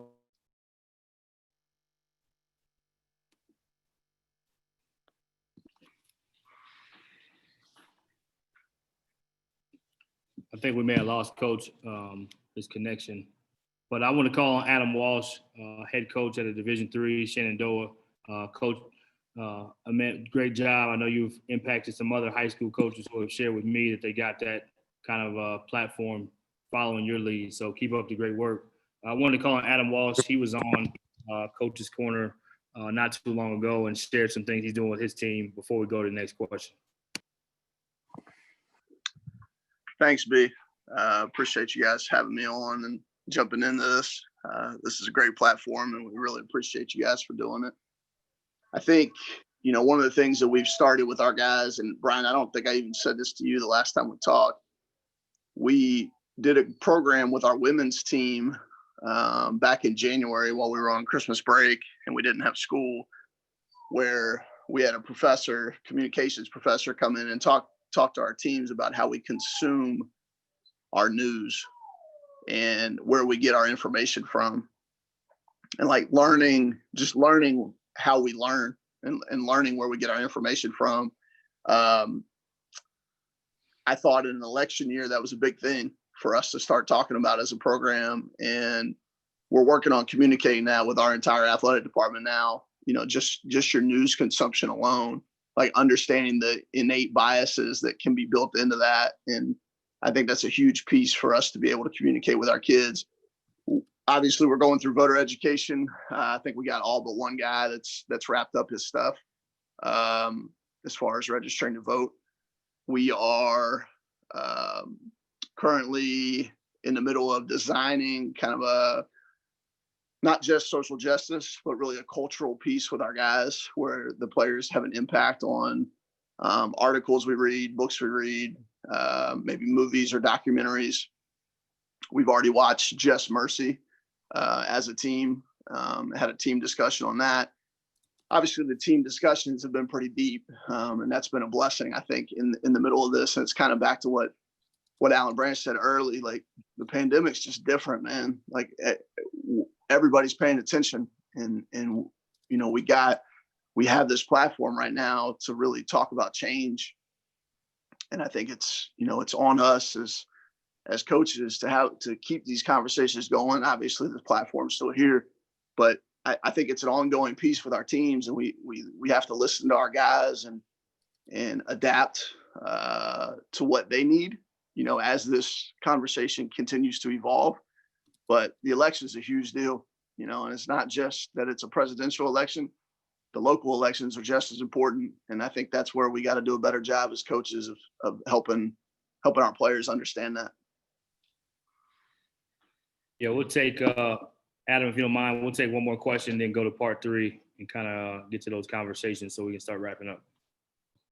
Sure. I'm going to ask this question because I don't have any more in the chat. Again, I lost those, so I apologize if I missed anybody's. But what do we do about people who are so closed-minded? Like we just had one in the chat, right? I missed most of it, but apparently he was saying some offensive stuff. He was on here trolling. But what do you do about people like that, you know, of course you want to educate people, you want to try to change their mind.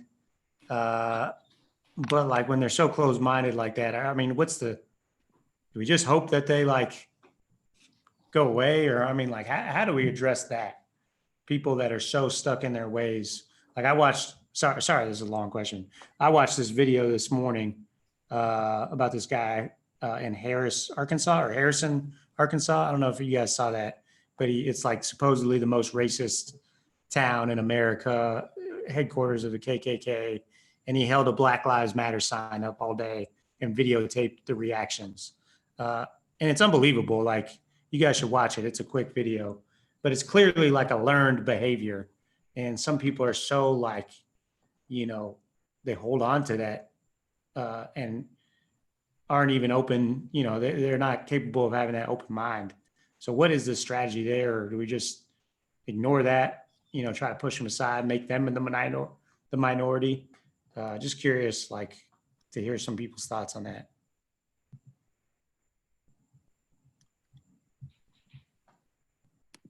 I'll share. Ted Crash, still Ted Crash, still my name. But I'm from Arkansas, and I'm very familiar with Harrison, Arkansas. And, you know, I think that's one of the biggest challenges that's come out of these last couple of months is that, you know, that staying quiet and just being neutral isn't enough for white people. And I think in this situation, the one you're referring to, we all watched Coach Pete, who's been a very good example of that, respond to that man or whoever. But that conversation to me probably has to happen from white people. You know, that person is so closed-minded and has so much hate in their heart, they're not even going to listen to people of color. And I think that's where we've been challenged over the past couple months to stop being quiet. And I think that the way Coach Pete does it, and I've watched him and I've had conversations with him, is put facts in front of them and put information in front of them. And all you can do is hope they read it. And you can maybe educate yourself a little bit so you can spit it out quickly and they can hear it and they can understand, but they, you know, sometimes they're beyond a point of help. And, you know, we all as coaches know it's really, really hard to help a kid that doesn't want to be helped. But you can plant a seed in their head so that hopefully one day when they are ready to hear it and ready for some help is there. And then hopefully that seed will grow. But, you know, I think that to answer your question, it has to come from us. And that's what we've been challenged to do as white people, is to go have those conversations that suck. They're very uncomfortable. It's that person's going to get really mad at you, might try to fight you, but you got to be prepared for that, and you have to be educated so that when you talk to them, you're making sense. But it starts with educating ourselves and having weapons like Coach Pete has, and he's sent them to me and prepared me for those conversations with my relatives from Arkansas who are like the people you're referring to in Harrison, and me as their family member. They're going to love me regardless. So I'm in a great position this is what you need to know. I coach these boys every day, and they're great people, and there's nothing wrong with them. And, they need to understand what white privilege is, and hopefully that seed will grow. But that's it. Appreciate it. Aaron Smith, you want to jump in on that too? And we'll take a couple more. Go ahead, Nick. We'll get Aaron next. Okay. I have a different, while this was going on, I sat back and I watched a little bit. I am of the mindset, and this is just me personally, people that are stuck in those ways, I almost appreciate that. I can remember so many times, I've built relationships with people, and then probably at the worst times when I expected a certain message to come out or them to come to the forefront of an issue that I was faced with, that they kind of went left or the other way from everything I thought I had known from the person. My job is just to do the very best I can. If I don't go out of my way to try to prove factual things about my character, or that all Black people aren't the same way, or that these things go a certain way. I think the best thing I can do is just continue to stick to the values and do things in an all-encompassing way. And honestly, when these people take these hardline stances, I'm okay with that. People are never going to see things the same way. And some of it is just their upbringing, and some of it, I have family members that if I'm being completely honest, probably wanted to see me marry somebody that looked like me.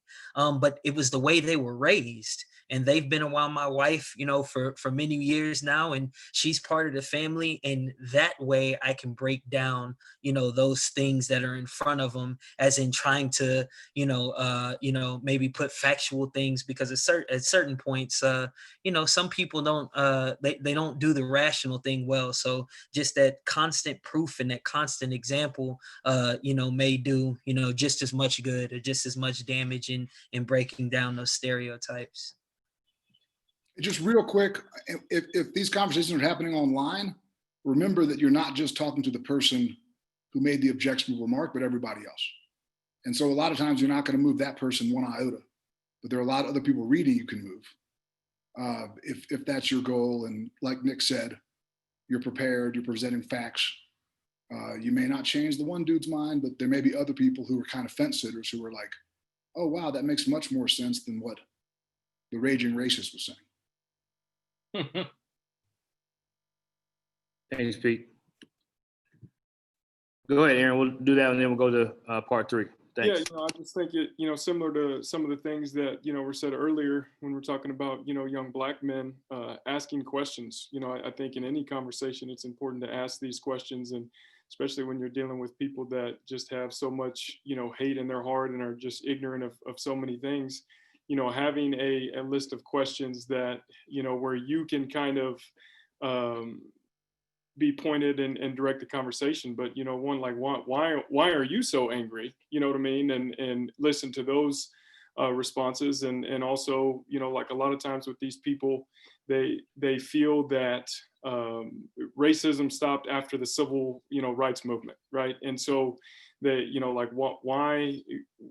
When do you think racism stopped being a big issue? And, they answer those questions, and that can be a gateway to, opening their eyes to, understanding what's even happened since the 1980s, whether we're talking about housing segregation or, the war on drugs, mass incarceration, redlining, whatever it is, really being able to take the conversation to a place by asking them questions and helping them to share their viewpoint, because a lot of times with this, like, people are just ignorant and they can't even like espouse their viewpoint, other than, they're angry that, somebody thinks that they have privilege or whatever it may be. And so I think asking questions and allowing those questions to kind of get to deeper issues, I think, is a big thing. Yeah, awesome stuff, fellas. We're going to move to part 3, keep the program moving. We'll go straight to Hank and Coach Davis.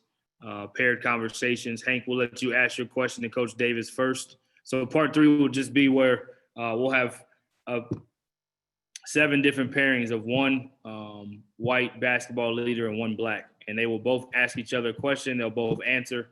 And we'll get to watch that conversation. And then we'll move to the next group. So Hank, go ahead and ask Coach Davis your question first. All right. Sounds good. I didn't know I was going to actually have to ask. So give me 1 second. No, that's all right. I got it. You did your homework. You turned it in. Okay. In your experience communicating with white college coaches at all different levels, what is one thing that white coaches have done or said that make you feel they would not be good mentors for your kids? On the other hand, what is something white coaches have done to make you believe that they would be a good mentor for one of your players? I think one thing that white coaches I've dealt with in particular that made me feel they wouldn't be a good mentor for my player was I had a player come in, he was going to be a freshman the same as another kid that was going to be a freshman. They were going to be playing the same position. And the first thing that he mentioned to me is that it was going to be a fair battle, and he didn't see any color. And I think just by him saying that, he established himself as a liar to me, because I mean, for him to say that, he saw color right there from the beginning. So that right there just already, and it ended up being a bad omen. And I didn't want the kid to end up going there, but the kid ended up, that was his decision, and he did it anyway. But I knew from right then that wasn't the person I wanted my kid to play for, because for you to mention that on our first encounter with each other. And there was also some other things that he did that I just don't really want to go into depth with. I just don't think he's good. He went on good for my kid. I don't think he's good for young black men. One thing a coach did that I really, really feel like he really was a good coach is when he came in, he really got to know the kid that I had in particular.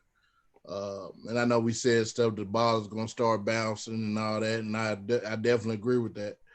It is going to stop bouncing. Even those guys in the NBA, hopefully they're going to live a lot more of their life outside the NBA. That's not even going to be a third of their life, hopefully. But this coach got it. He knew with this kid in particular, did his research on him and knew that, this kid didn't have a plan B. He needed to make this plan A work. And there were several reasons for that, and I'm not going to go into depth for that, but for him to take that approach and the love and the time that he shared with that kid, and it didn't work. It ended up not working. But if I had a chance to send my kid to that same coach again, I would, because I know he did everything in his power not to give up on that kid, and wasn't really worried about the administration and different people like that saying that, hey, you need to wash your hands of him. He wasn't worried about that, because I think he felt that he had enough self-confidence in himself that whatever somebody else said, it didn't matter. He was going to do whatever he had to do to help that kid, in spite of even some people, maybe even on his own staff, wanted him to give up on the kid. So that's that's a couple of my experiences dealing with it. Sound good. Appreciate it. It's time me to have my question now, right? Yep. Is that right, Bird? Yeah. Yep. You're up next. Appreciate that, fellas. Appreciate that.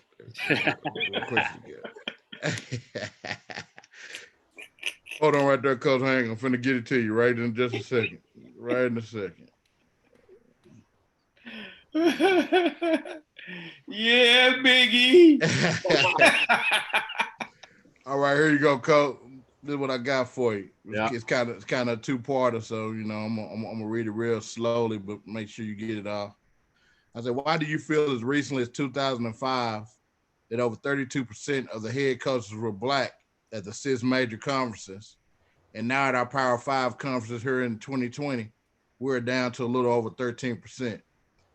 I feel with us having such a huge pool of assistant coaches to choose from, why are we not getting a chance to be head coaches in the quote unquote good jobs if we are qualified? do you personally feel that presidents and ADs feel that they're appeasing us due to 59% of the assistants are Black at these high major programs? And also, do you feel that we are just pretty much looked at as recruiters or babysitters to roughly around the 80% of major college Black scholarship players at these universities? And then the last part of that, and if I have to repeat, I will. More importantly, I want you to tell me, what do you think I could do as an influential grassroots coach in my region to influence change, in your opinion? I'll try to I'll try to answer it the best I can. As I think, as Alan Branch said earlier, I know Coach Rod Barnes is on here. He probably, he probably would have a better answer for as far as Black coaches being head coaches at the highest level. Obviously, his experience is extreme, but I'll give it a shot. I mean, I kind of looked into some stuff today, and you mentioned 2005, and so I kind of tried to find what I could on the internet as far as, the stats and stuff. And it looked to me, from what I could find, that it looked like there were a larger percentage. That number you gave, that sounds about right.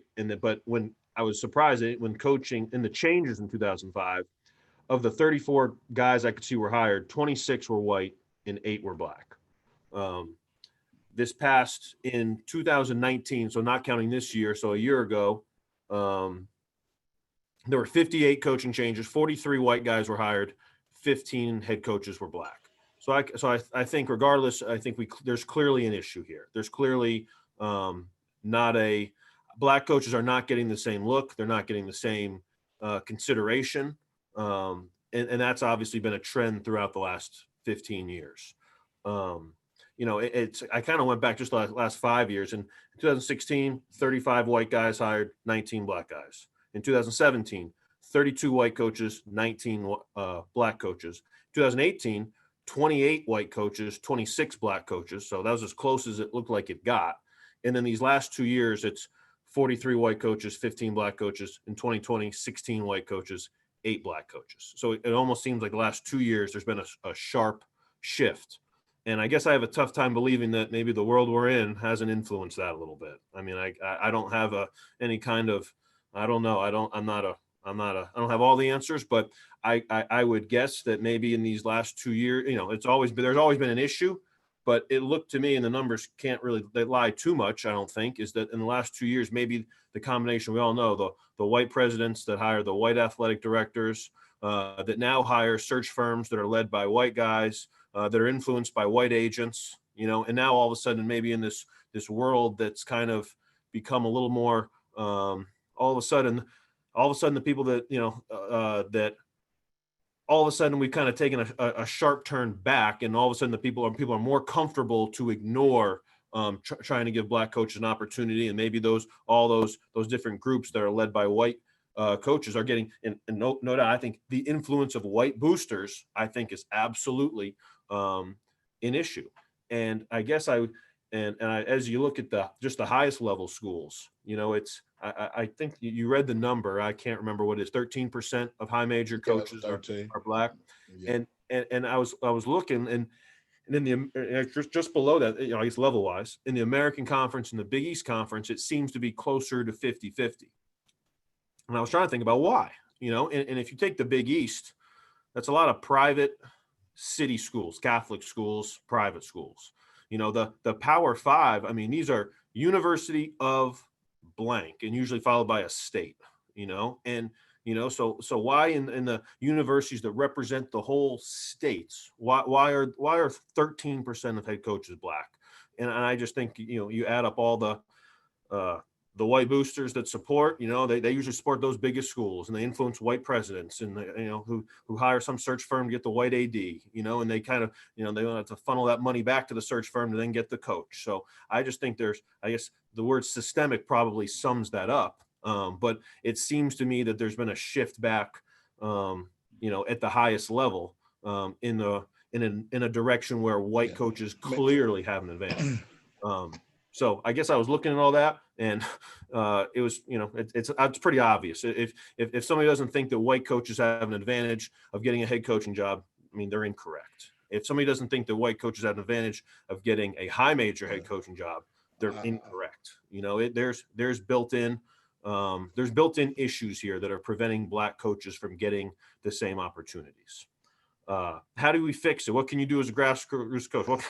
What can I do as a junior college coach? I don't have the rock solid answer. I guess the biggest thing that as I was looking at who these schools are hiring, and again, sorry if I'm going on long here, Brian, but I'll try to wrap it up. Like there's a lot of high major black assistant coaches. You know, I think 60%, something along those lines.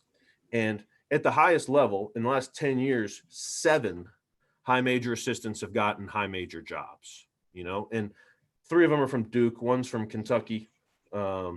Mike Hopkins went from Syracuse to Washington. Dave Lato, who had been there, went from Tulsa to DePaul, and Rick Ray went from Clemson to Mississippi State, you know, and then Jeff Capel from Duke, Steve Wojciechowski, Chris Collins, you know, so there's not a lot of high major assistants, regardless of any color, getting straight high major jobs. In 2019, half of the guys that already been they got hired as head coaches had already been a Division I head coach. So I think that black coaches need to, and no doubt there's a huge disadvantage and it's an uphill battle, but I think that the way to become a head coach at the highest level is to get head coaching experience, you know, and obviously a lot of us that are on this panel, junior college coaches, grassroots coaches, we're coaching basketball. And a lot of high major assistants, both white and black, have not been head coaches before, you know, and I do think that, you know, whether it's these search firms or the ADs or the presidents, I think maybe it sure looks to me like they're looking for head coaching experience, because that covers their ass. I think, you know, like it's, you know, if you hire a guy that's never been a head coach and he bellies up, well, I mean, you kind of went out on a limb. If you hire a guy that's been a head coach before, you know, it's kind of safe. Oh, that didn't work out. You know, well, how would I know? So I guess I think, you know, when jobs come open, I think assistant coaches, mid-major assistants, you know, high major assistants, I think getting some experience, like I think a lot of us here are head coaches. We know that it's pretty cool, you know, like you get to coach basketball, you know. I don't know if, you know, I went to school at Providence and I was a GA there. So that was 11, 12 years ago. I don't know at the highest level if black assistants are considered babysitters and recruiters. I don't know. You know, I think that's unfortunate. Can I say something? Yeah, go ahead. You know, I agree with everything you're saying as far as, you know, the spirit and all that, but I just really think, you know, and I believe totally that just like with the, you know, there's a whole different deal with the black quarterback. I just think people don't give us enough credit for knowing how to lead, how to coach, how to be intelligent. And I think those are the factors that need to be realized by everybody. I mean, it's not just about experience. It's about we're not given credit for being intelligent individuals that can lead, they can be the leaders of programs and be the leaders of teams. And I mean, we can be right there to help get the kids. We can work them out, do all that type of stuff. But why we can't lead? 80% of them are black. I mean, why we can't lead those kids? Those are kids. We have kids in our households that are like those kids. You know, and that's just my opinion on that. You know, and I just wanted to share that. Yeah, I think that's extremely unfortunate, if true. And I'm not telling you I disagree with that. I think I disagree that that's the case. I do think there's a lot of people in those positions of powers that probably. I think you're right. I think they do think that, and I don't know how we. I mean, we just got to be comfortable being uncomfortable. I mean, it's uncomfortable questions, uncomfortable situations. It just is what it is, you know. Yeah. I'm not sure what the answer is. I think that coaching, you know, leading, I agree. Leading, I think it's so rewarding, you know, and I think that black coaches, I guess we all try to find those opportunities. And I do think that one of the things about your question that stood out to me was 2005 to now. One of the crazy things that obviously has changed is assistant coaches make so much money. So like our assistant coaches getting paid so much money to, as you said, just appease it, you know, to be happy in that role. Well, because that's the deal, you know, you'll give one of our coaches, you know, $450, $500 to do a bit of high major, but then the job that you want to give them will be a head coaching job. That'll be a crummy job. that'll Yeah. pay him 150 to 200,000. Yeah. I mean, you know, he has a family. I mean, how is he going to take that? So, No, you know, it's a lot of reasons, I guess, you know, and I guess it can't be answered easily. Yeah, no, I agree. And because of that, it kind of limits the jobs that somebody making $450,000 would Exactly. take. Exactly. Yeah. I agree. No, great job, fellas. I know we could have this conversation and keep going. Hank, I appreciate you even at point saying you don't know, because I think that's an honest part of this conversation. But the question need to be asked. So great job on both sides. We will go to Coach Stafford and Coach Dewey. I believe you guys are up next. Coach Stafford, I'll let you ask first. All right. Question is, since you are in a rural area and the minority population is low, how or what do you say or do to educate your African American players to be safe while trying to encourage them to be positive people in the community? And how do you address with your players their feelings about some of the police brutality that's happened, has been experienced between African Americans and Caucasian police officers? I think I don't know what it's like to be Black, obviously. So I got to have that conversation with my Black players. What are some things that you've dealt with in your life? Being in the community, going out, all that. Because where I am at Garden City, Kansas, the population's 50-50, white and Hispanic. So they're the extreme minority here. So wherever they go, just like at a lot of junior colleges, people know that they're athletes at the college and they're under a microscope. And, I think we all have this conversation with our players from day one, and we have to make them understand that to the best that we can. I'm big on getting out in the community.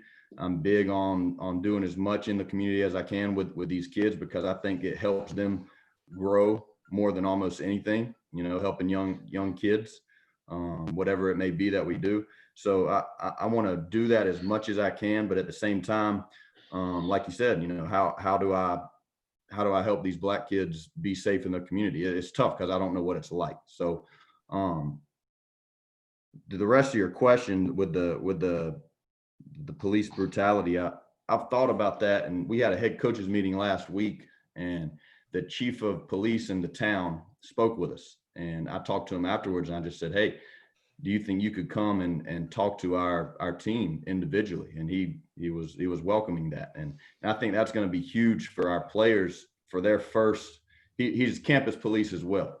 So anything that happens on campus, he's going to be the first one there. So if they get in trouble, he's going to be there. And I want their first experience with him to be a good experience and an open experience and an honest experience, to where he can talk to them. They can ask them questions that's on their mind, because I think that's huge. A lot of these kids, they're seeing all this stuff happen, and social media is just controlling their minds, and they got a lot on their mind that they want to ask. And I want their first experience with that police officer to be a good experience, so that if they do happen to get in trouble and he's having to put the law down on them, they already know who he is. He already knows who they are, and they have that somewhat of a relationship already, to where they're not completely combative from the jump. And I think that's something that I'm definitely going to do here at Garden City for that first week. I'm going to try immediately to get them one-on-one with the chief of police on campus, so that they can have that relationship already. I hope that answers your question, Coach. Yep. So that was pretty cool. Thanks.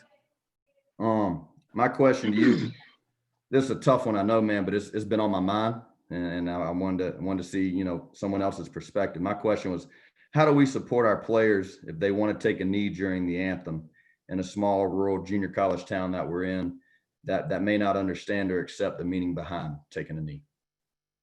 I think the first thing is to have a conversation, an open conversation with the players, and find out what their real thoughts are about it. That's my first thing. The second thing is getting them out in the community and getting out to the community and talking to them about some of these issues. I'm in a unique situation that Coach Gillespie has done such a good job here before I took over. That we have a radio show, and there's opportunities to kind of meet and greet and get out in front of the community. And because I've been here for 3 years, I know a lot of the community. So that's a piece of it will be part of me trying to educate the community about that, but also doing things like when the national anthem was getting ready to be played, maybe get our announcer to speak something, make a small statement about it, maybe to put something in our media guide or for the day, whatever our media is for the day, for the game. Put something in there, a little blurb about that, then they say something about it. So now people aren't as offended by it. I think that just like when the thing with Colin Kaepernick happened, I don't think people really understood what he was trying to say. I don't think people really understood. Now they do. They have a better understanding of it. But again, it's because they've been educated to it now. They've been given information about it. So the biggest thing is just getting that information out to people and also making sure that our kids are in the community. So now when they do something like that, the hope is that they've been entrenched into the community enough that the people will support what they are trying to do and what they're trying to say and making sure that they understand that their voice is being heard, and that's a positive way for them to be expressing themselves as opposed to doing it in a negative way.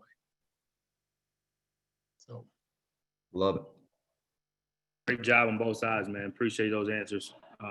Let's go Yusef and Ted next. Excuse me, Tom, I'm sorry. Yusef and Tom. Sorry, Yusef and Tom. Yusef. Hi, Big Tom. I'll shoot this question at you, Tom. If you don't mind, I'll go first, bro. Do you believe there's a discrepancy in opportunities for minorities? If so, what have you done in the past, and what steps will you do in the future to assist with providing those opportunities? If you don't feel there are discrepancies, please explain why you feel this way. And then the second part, what are some ways that we can help our former players with success after basketball, after they finish their 4-year pro level? What are we doing to transition our guys into the real world? Awesome. Yeah, no, I appreciate the question. I think we've gone over as a whole just the discrepancies within our industry. And so I'm going to kind of, and I had all the same numbers that everyone else had, but I think when we look at it, our industry is very small compared to so many other industries. And I think minorities are misrepresented in a lot of them. And there is a huge discrepancy to have those opportunities. And so, one thing that I think is really important, and we briefly talked about, is holding our, our campuses or wherever we work accountable in terms of the composition and the makeup of their staff and faculty. And I got that from an article about Carnegie Mellon University, and that's one of their 34 different initiatives and action items that they're going to do to take an anti-racist stance. And they're putting it in the public's eye to where this is our staff, this is who makes up our professors, this is who makes up our deans, this is who makes up our athletic staff. And I think that's really, really important.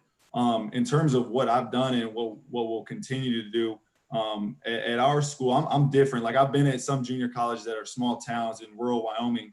I'm in a little bit different situation now. I'm in Florida, and Bradenton's, right in between Tampa and Sarasota. And so I have access to a large community with people on all different spectrums and where they fall on these issues.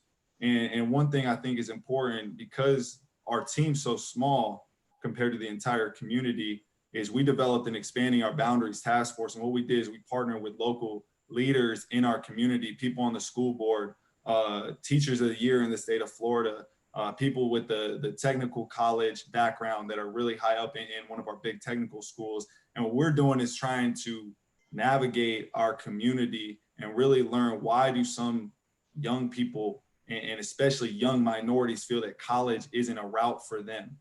Because I think there's a lot of different factors that go into it. And a lot of the stuff that deals with race, it is about the system. It is about the criminal justice system. It is about a lot of these young men don't grow up with a father figure or raised by a grandparent. And I think there's things that we can do in terms of community outreach. There's things that we can do in terms of mentoring programs that can help bridge that gap.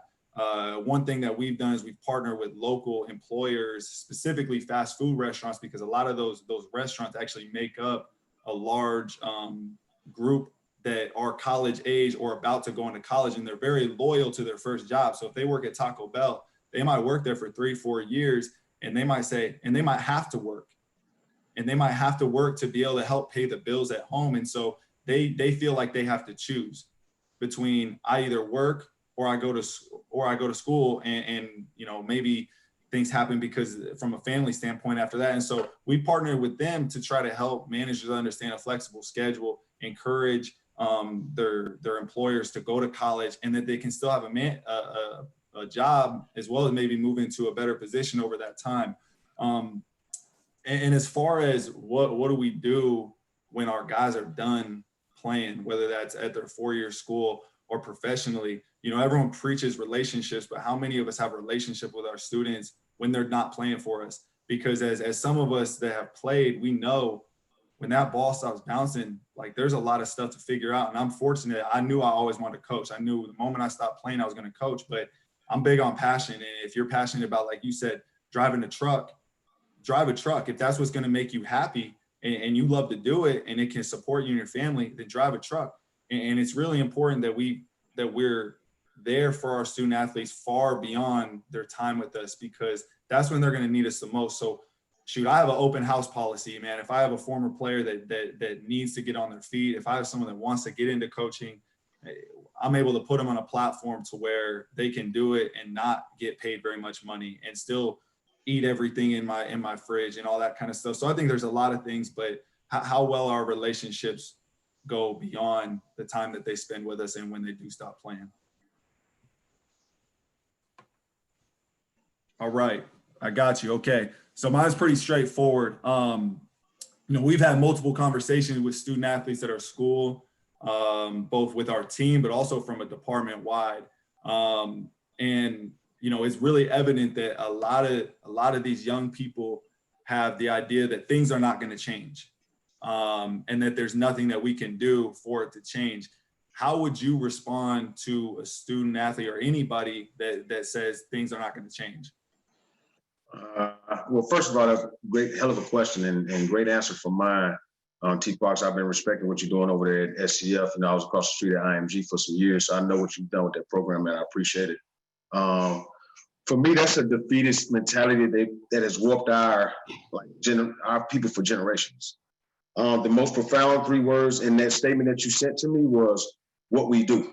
I think those words exemplify like what we need out here in this world. So people who have ideas, your positive thinkers, your vessels of hope. If you're a person that really believes in wanting equality, you have to bring something to the table. You have to do something. Some are protesting, some are marching, others are suggesting laws and systemic change. But the place that it really starts, though, is within yourself, man. Like, there's so many times that we don't realize some of us are all racist in a sense. And we have to look into ourselves and dispel that whole how you think.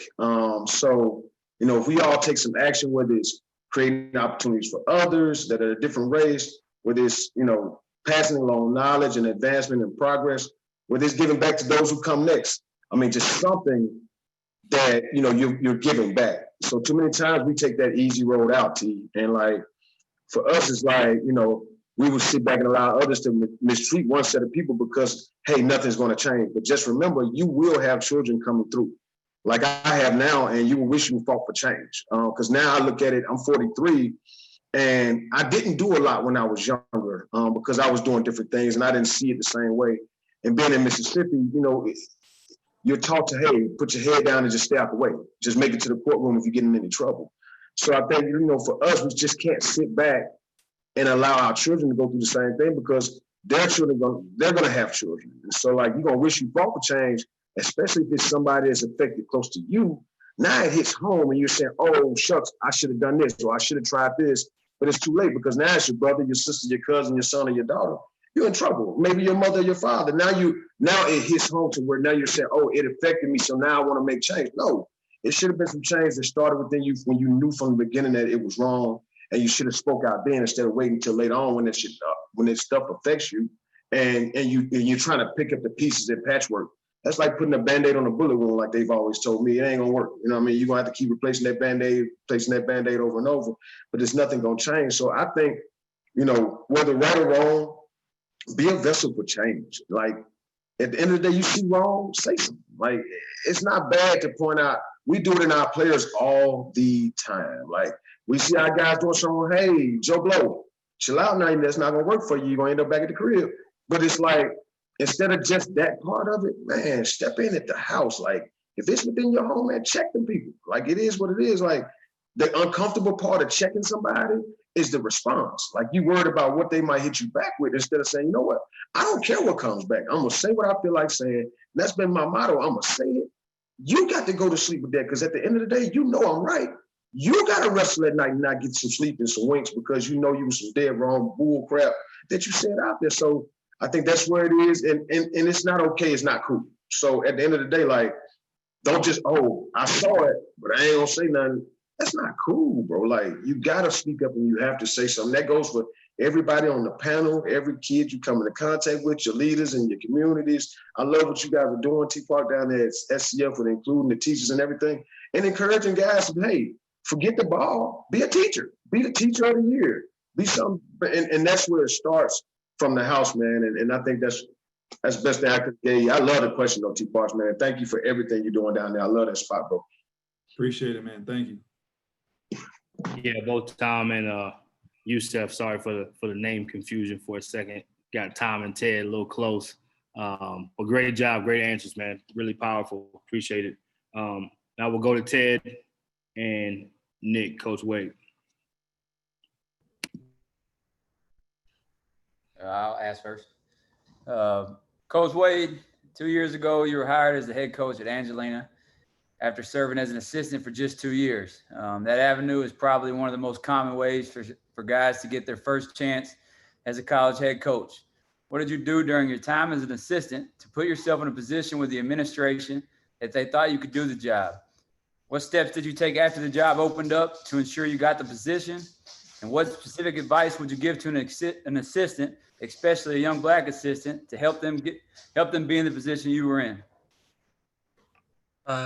Okay. Coach Wade, if you don't mind me stepping in real quick. So for those that don't know, Coach Wade has been a college and high school coach. He's kind of a part of my family. He went to school with my brother, played college ball with my brother, worked with him in high school. But he didn't have a full-time college coaching job until he became a head coach. He was literally a volunteer or a part-time guy the entire time. And there was a full-time assistant ahead of him before he interviewed for this job. So just to give you context on his background, before he got to that position, he had to be triple and quadruple as good because he wasn't even a full-time employee before he became a head coach. So I know you can touch into that, Coach, but I want to at least give him that. Yeah, no, I appreciate that. I had never been paid. I was a volunteer assistant for 3 years at Lee College, working for nothing, and like for real nothing. While I was trying to obtain a master's degree, I subbed on the side, did whatever I could to keep a roof over my head. When it became very clear that I wasn't going to move up to an assistant role, and if I'm being very frankly, that the staff at that time wasn't going to help me pursue another job, I had to leave. I was very fortunate that Brian's brother took me under his wing. I knew that he had just come from Texas State, and I had a feeling he was going to go back to the college route. So learning from him, aligning with him, and he went back to the college route. That very next year, it was just on the women's side.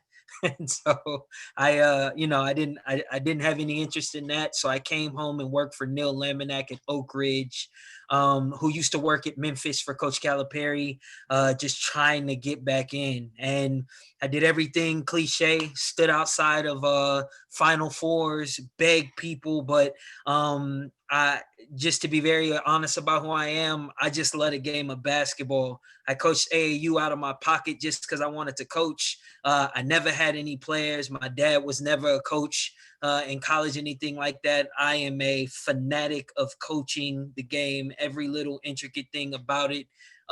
It excites me. And then the only way I could get back in was to work for free again. My wife took a hell of a gamble on me. I asked her to give me 2 years, let me go work for free, and that meant free. Yeah, man. And then I got blessed. When the job came open, it was master's required. I had obtained my master's degree, so I threw my hat in the ring. The truth of the matter is this. I was told by a coach, even though I'm paying you nothing, you need to work like I'm paying you $1 million. And I took that to heart. And everything that I did, whatever coach asked of me, that was nothing. I did above and beyond that. I popped up on campus other places where they wouldn't expect me to pop up. I was in the enrollment office answering phones. I was out there handing out flyers. I was doing everything, to the point that not necessarily that I was going to get a head coaching job, but just I was going to get a job. It didn't matter. I wanted it to be so hard to be like, damn, we got to give this guy a job because we're going to look ridiculous to everybody else that we didn't give him one. To all the young Black coaches out there, you got to be willing to work for free. All that stuff you see on TV and all the guys making that major money, that is not what it is. It's grunt work. It's being told to do crap you don't want to do. It's going through that thing, and I had to learn that the hard way. I would also say make sure you know who you're trying to work for. Making sure that you're working for somebody that is invested in you as a coach and moving you up and growing you and hey, I got this coach here. He's a great coach.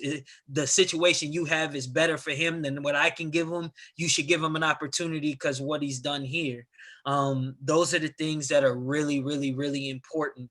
The X's and O's are the X's and O's. The truth of the matter is the first 6 years I was a voluntary assistant, they didn't ask my opinion on recruiting, basketball, or anything. They wanted to make sure guys were in class. They wanted to make sure guys were on the floor on time. That was my job. And I just made sure I tried to be perfect at it. And I made mistakes along the way. And, it was different. It was difficult. And you got to bet on yourself and you got to sit in the saddle because you're not going to make any money. That's just the God's honest truth. If you're not willing to do it for free, you're not willing to do it, in my opinion. And then, other people get blessed to do some things and other people get different routes and they know somebody that knows somebody and they got somebody that can pick a call. That wasn't my reality. But I had a great faith in God. I'm always going to bet on myself regardless of the circumstances. And that's what I did. And I'm very thankful that I was able to stick in there. A couple weeks ago, they said we weren't having the season. Took that to the chin and we're just going to keep moving. But at the end of the day, I've already worked making nothing. So going through this and having to start from scratch doesn't even bother me or scare me in the slightest. So that's what I would tell the guys. And I would just say, do everything you're asked to do times 10. And it doesn't just mean in the basketball office. If the AD needs help, you help him. Show up at baseball games and work the scoreboard. Help rake the field. Man, I was doing that like during conference softball tournaments. I was out there doing field maintenance. I just didn't want to be told no when it came to there being a potential job opening. And it just happened to be the head job that was there. And, I got blessed. So if you're really about it and you really want to go down that route, it's going to look something like that. And that's the God's honest truth. So my question for you, Coach Crass, I know that you've, come from the D1 level and, there's this willingness to have conversation now. And I had this hypothetical. If I had a son and I sent him to play, basketball for you, so to speak, what would that conversation look like from you about what's going on, although you look different from me? How are you going to start that conversation and how are you going to get guys that are from different backgrounds than you, you know what I mean, to not only get them to understand that you're listening to them, but that you're aware of what's going on and that, that's going to be an open dialogue and that type of session. What would that look like for you? Yeah, good question. It's my first time being a head coach. So, I anticipate making a lot of mistakes on every single level. But the biggest thing that I've learned over the last couple of months through coming to these things and talking to friends of mine is that I need to listen. And I'm going to have, because of the pandemic, I'm going to have 30 young men who I've never met in person. It's all been phone conversations, Zoom, whatever. And, I'm going to have an opportunity to learn from a lot of people from all over the country. And, I think that what I need to do and what I anticipate doing in my first couple of weeks is just letting them know that I want to listen and I want to learn and letting them talk. And then, what I hope happens, I can't guarantee that this is how it'll go, but what I hope happens is that some guys open up and, that we can learn from them. And then I hope that one of them takes some leadership and what they want from me as a head coach and what they want from my assistants and how we can help. I have a lot of ideas from coming to these things that I want to do that we've talked about and we've heard about tonight. And, everything from voting to stuff with law enforcement. Specifically, one thing I'm excited about it At Otero Junior College, they have a law enforcement academy. So it's guys, I don't really know how old they are yet. I think they're probably fresh out of college or maybe younger. But they have about 60 people that are training to become law enforcement. So I have a chance to use my players to kind of attack it at the heart, to attack it early. And hopefully we can make a change with those law enforcement. They can see, for one, that, that my guys are normal people just like everybody else. And hopefully we can do enough that they start to love my guys a little bit and my guys start to love them. And it can go both ways. But I hope that, I hope that somebody on our team will kind of take some leadership and help me, because like I said all the time, I have no idea what it's like to be Black. I don't try to act like I do. I have a lot of friends and close people that I consider family that are Black, and I hurt for them and I feel for them, and I've seen it and I've been in the car when it's happened, but it didn't happen to me, and I don't all the way understand it, and I won't ever. But what I do understand is that I'm in a position of power and I can make a difference by letting them talk and letting them teach me and teach each other. Because I'm out of the 30, not all of them are going to be Black. Some of them are going to be Hispanic. Some of them are going to be white. And they have a chance right then at an early age where they still can, like we were talking earlier about the people that are set in their ways and not changing. I don't think there's very many 18-year-olds that have no room for growth and no room for change. And, hopefully, we've all seen the great movie, Remember the Titans and stuff. I just think sports have such a great place in our community to make a difference. Like you go all the way back to when, desegregation first began, like sports was the beginning of it all, with what's now UTEP in Western Texas. Like we have such a strong way to do it. And we can change so many people's lives just by understanding diversity and love for each other. I think love is a big word that I'll use in my program, and I want my players to understand. And you asked, when you sent the question, you asked, would I be uncomfortable with these conversations? And I don't think I will be. Yes, there'll be times that I'll be lost and I won't know what to say, but I think I'll be comfortable with them because I know my heart, I know me as a person, I know what I'm trying to do, and I know my intentions. So I don't think I'll be uncomfortable. I think that there'll be times that I'll mess up, I'll do it wrong, and I might piss somebody off when I'm trying, because a lot of this is new to me. Just not only, I've never been a leader at this capacity, but I know my heart, I know I'll do my best at it. So I don't think I'll be uncomfortable, but I know what I need to do, and that's to love on these boys and for them to understand that I'm here for them and that they'll open up with me, and hopefully they'll be the voice. And if that works out that way, I think we'll get a lot done. I appreciate it. No, that's awesome, man. Can I touch on something real quick, Burton? I saw, Coach Lowe, I saw what he put. He said, is it always good to encourage people to work? There's nothing encouraging about working for free, but sometimes that's the only way. Sometimes it's the only way. And at my juncture, it was the only way. And, and I thought it was tough, but no, Coach Crass, thanks for everything, man. I think that, I think that's powerful. And I think that, like all coaches, everybody's going to be in a little bit different position this year for sure. Yeah, great stuff. Both sides, man. Great stuff. Let's go Jabari and Pete. Let's go you guys next.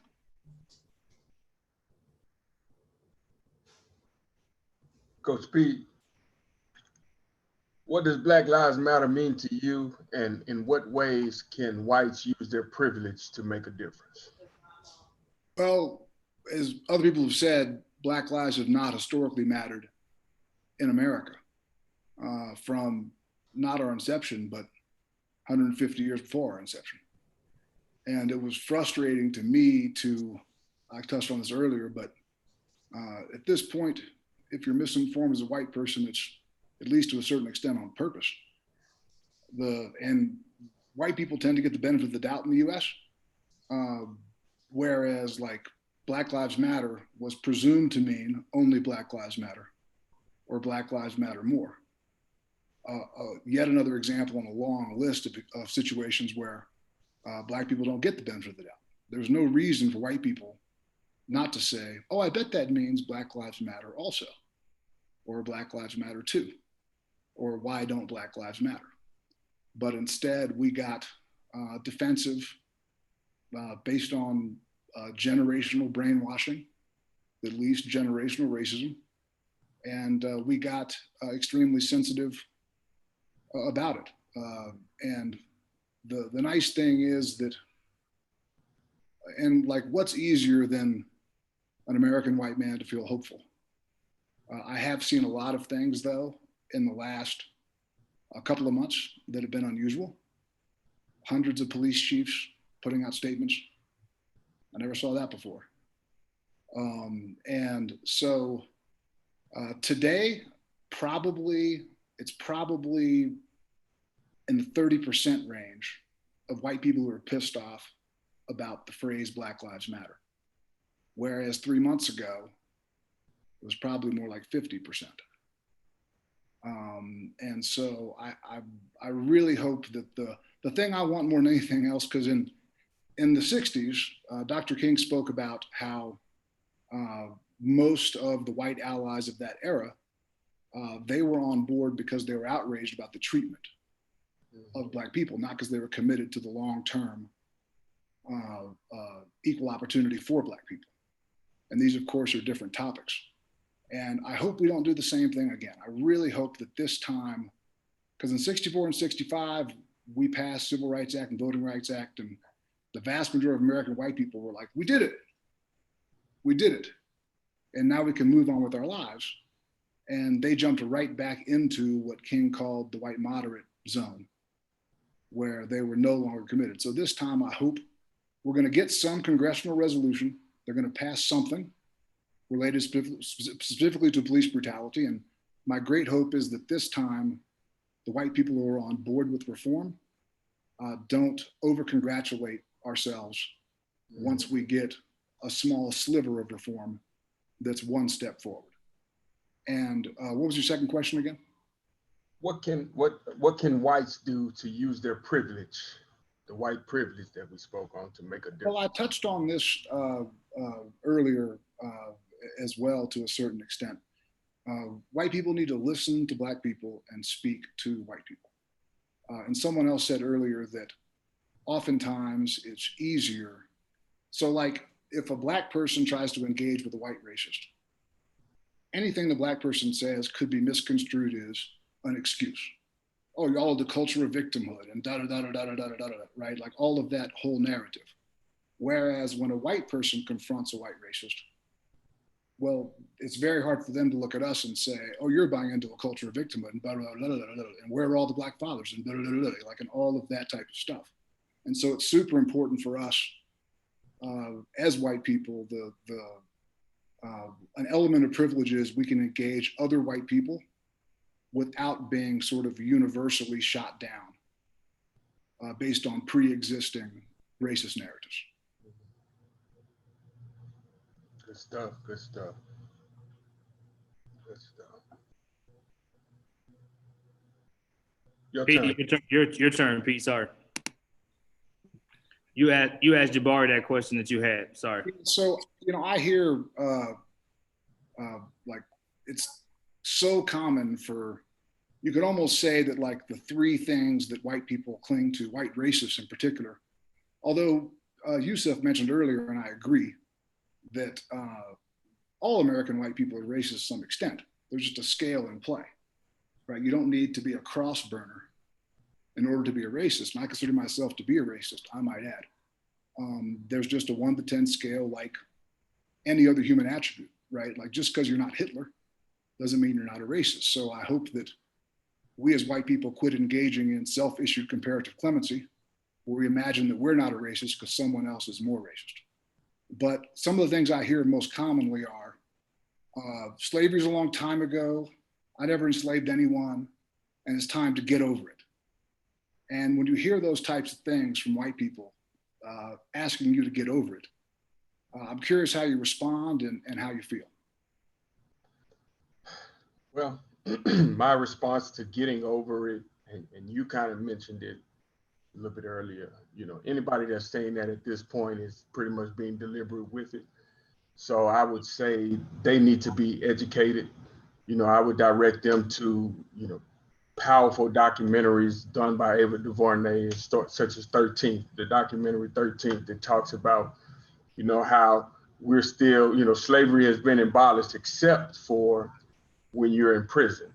And mass incarceration has been one of those major things in the Black community that, has been disproportionate. And so, you look at 13th, When They See Us, I Am Not Your Negro. These are some of the movies that Blacks, whites, everybody needs to educate themselves on, because it gives you a greater understanding of what we're dealing with. We're not, yes, slavery ended. Then we had to deal with Jim Crow. Jim Crow ended, and we're still fighting for some of the same equality today in 2020 that we were fighting back then. So, my response is get educated. And just to piggyback on that for 1 second, to give everybody listening one stat to consider. In 2011, Bank of America was fined $335 million, a record fine, for flagrant systemic discrimination against Black people. We're talking about identically, mathematically, equally qualified Black bars being offered either higher rates, less money, or being outright rejected. And so to any of you white people out there that hear that it was a long time ago, bullshit, 2011 is not a fucking long time ago. And this isn't just about police brutality. It's about banking, education, housing, employment. There's not a facet this doesn't touch. And it's not a long time ago. And we've made some progress, but since when is progress the main focus? We're all coaches. So if we're making progress, we're up 10 points in the second quarter, are we like, we did it? Well, of course not, right? We have not reached the top of Justice Mountain, not even close. And so it was not a long time ago, and progress isn't the point. Awesome, man. Awesome on both sides. Pete, if you don't mind sharing your book too, if you haven't already shared a link or some kind of way to get more information on that, please put that in the chat. Pete has a pretty powerful book that's worth checking out. We'll go to Aaron Smith and Marlon Lowe next, and then last we'll go with Brandon Goebel and Jim Hicks, and then we'll have closing thoughts.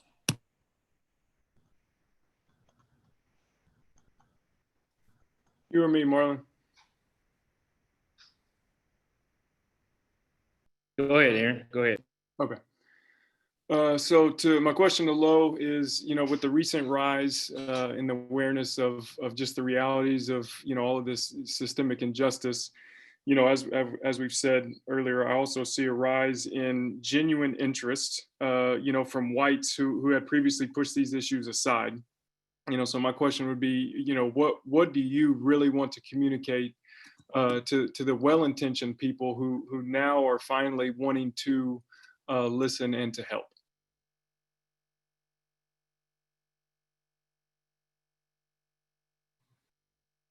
Lowe, you're on mute. There it is. All right.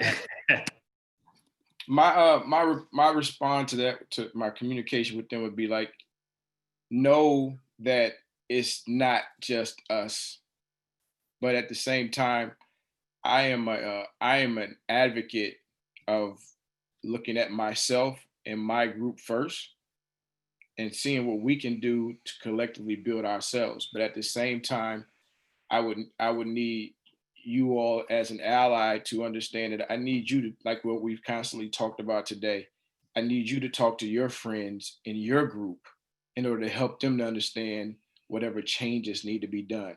I can't go to your group or to a certain group and they're going to listen to me. I'm basically an outsider to them. But when you go to your own group, it's a whole lot easier for you to be internally, to be able to change, work within, to be able to get everybody to understand the concepts about what needs to happen and what needs to change. So that would be my communication as far as trying to see as far as how to help and what you can do is basically and basically to have a listening ear, but for more than anything is to be able to understand, to see that there's an issue, and it's all about pretty much throughout what I've understood, I've listened to for the most part of our conversation tonight, it's about opportunity.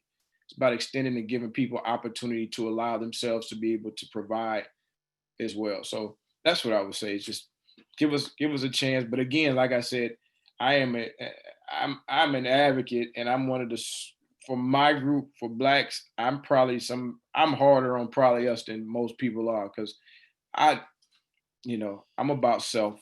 So I don't just blame other people more than I say you ain't doing nothing, you're not doing anything yourself, but let's talk about it. So I don't just point the finger at anybody else more so as I continue to put the blame on ourselves as far as doing more and working together more.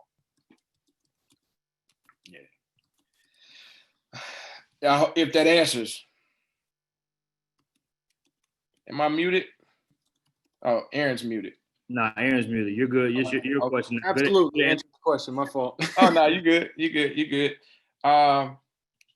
My question is, you benefit, or my comment in the question is, this is like, you benefit from white privilege, and knowing that you have white privilege, and knowing that your white privilege does not extend to your Black spouse. What are you doing to allow your white privilege to extend to your Black spouse? Yeah, it's a great question, as usual. You follow Low on Twitter, he doesn't pull any punches, so I appreciate that. But if my wife and children are not white, in the purest extent, I can't extend white privilege to them. But however, like I can use my privilege, and platform to pursue the equality and the equity, for everyone, that we're talking about, and hopefully, obviously, in that, my wife and children, would benefit. I think it's important, for us as white men to really view the privilege that we have as a responsibility, and a responsibility to speak out, of these realities of injustice that that are faced by people that don't have our privilege. I think in a lot of these conversations, sometimes the vastness of it all can be overwhelming. When we look at them, look at these things nationally or even globally. But some of the things that have already been said, most of these issues are far more important for us to tackle locally than they are nationally and globally. Especially police brutality. I think as a white man with a Black son, the issue of police brutality is like really important to me. The first time when he was 16 years old, that I, as a white man, had never had to think about, hey, if you do get pulled over, like this is what you need to do. And so I think that issue for me is really important. So kind of to answer your question as far as like what will I do, or what can I do? I believe, like in the past, and I also want to continue to try to use my privilege to really bridge the gap locally between young Black men and law enforcement. Some of the coaches have already said, I always try to set up conversations with our players, with campus police chief, security guards, local police department. Even have one of my best friends who was a teammate of mine at Prairie View. He's a police officer in one of the toughest neighborhoods in the nation, in California. And, we already have conversations set up to where, he can kind of share his perspective, one, as a police officer, but, also two, as a Black man. And I know that he, wants to listen and to help, my players feel and be heard, and that's what's just so important. And in all of this, I guess, with my privilege and this issue in particular, like just really wanting, our local police to see my Black players not as basketball players, not as anything other than as men, and having those conversations with them, also wanting my players and my son to see, them as men and women, and that's just one way in particular that I really, want to use that privilege and with it, hopefully pursue, equality, pursue equity, that my non-white, family members would benefit from. So I hope that, answers your question. No, it's good. That helps. I appreciate that. It gives me some more insight to look at, things to look at. So I'm all right. He's not an easy one to give insight to either. So we knew Aaron Smith was gonna bring the fire, man. Fire emojis. Let's go with our last conversation. Hicks and Goebel, out of respect to you both, I put you last, so I hope you can appreciate that. So you guys are ending the night in the conversation section, so you get a little bit of extended time, but not too much. Then we're gonna have closing thoughts, and then we'll wrap it up. You want me to go ahead first? I'll start it off and give it to you first. All right. In the recruitment of a student athlete, what are some of the cultural differences that you have learned and grown to truly understand about Black as well as white families? You know, like, in other words, share some things that you really didn't know before getting into this business. So, I read your question a lot. Like, I just kind of kept reading it over and over and over again, trying to really wrap my head around specific things, right? That, because for me, like, my background, for those that don't know, like, I'm an Air Force brat. I grew up in places like England and Southern California, out at Vandenberg Air Force Base. And so, and then Colorado and Colorado Springs. Like, my life growing up was not very culturally diverse. It just wasn't, whether we were living on base, off base. I was usually around white people.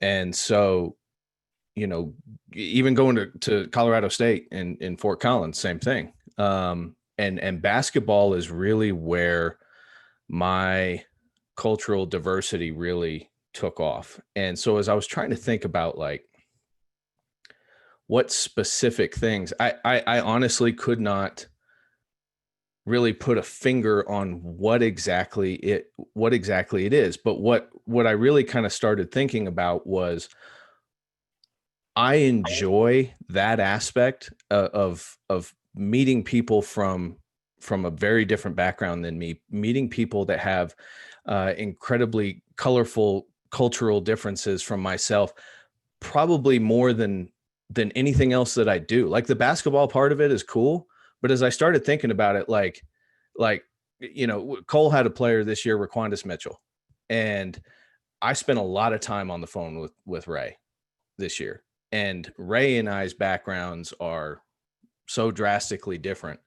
And there's plenty of things that kid does that drives me crazy, but I loved talking to him. I loved getting to know him and about his family and about his life experiences and things like that. And it has such like a drastic impact on my life that I honestly can't like culturally, I can't just pick something and say that this is something that I didn't know, because there's so many things I didn't know. There's so many things that I have now come to appreciate about the cultural differences. I mean, that's what makes this job so dope, is like, you get to now experience all of these cool things that I've just never been around, been a part of, had in my own experience, anything like that before. And I can absolutely tell you with 1,000% certainty that my life is way more fulfilled because of that exposure to those cultural differences, and how much I appreciate those relationships. And I appreciate those phone calls with Ray, where we get to talk about things that are not common in my life. And so, I know that sounds like a cop out, but I'm really not trying to. It's an incredibly powerful, moving thing in my life that I recognize those cultural differences and think, man, that's like one of the favorite parts of my day, is getting to be a part of that. Let me grab my question for you here. I hope that kind of answered it. It was, yeah. That was a hard question for sure, because it was, it wasn't a specific thing that really spoke to me. It was more just the amount of differences and how appreciative of those I am and how much I embrace them. So, all right. So what kind of advice should we be giving to players in regards to choosing schools where coaches are thinking more about who that player is rather than just what that player is? Well, advice. Okay. Well, first of all, in life, pretty much every decision that we make will be described or defined in one way or another, simply as choices and consequences. For most folk who are fortunate enough to successfully navigate their way through the muddy waters of D1 recruiting or any type of recruiting, they'll come to a fork in the road, whereas either you creatively find a way to use basketball to your advantage, or it will most certainly use you, right? So more advice, like that's some tidbits right there. More advice to young Black players and parents and guardians of you watching is the biggest mistake I think one can make is to attempt to draw lines right about now amongst Black and white. Reason is because there's no guarantee that a Black coach is going to value or care about you more than a white coach will. And if you want to be lied to, then I can guarantee you it will happen several times during the recruiting process. See, many kids come from backgrounds or communities where everyone looks just like them. Some of those Black kids had a Black middle school coach, Black grassroots coach, a Black high school coach, and now for the first time in their life, a white head coach. Do your homework and accumulate enough really intriguing questions to keep that coach thinking. Does the coach listen or respond or listen to understand? That understanding stuff is really, really important. I talked about it last time, a few moments back.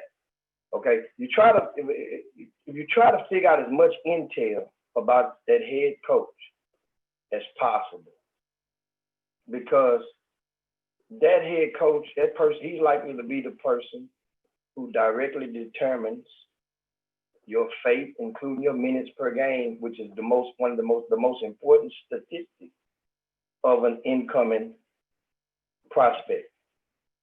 Whenever you're around that coach, use your sixth sense, your mind's eye.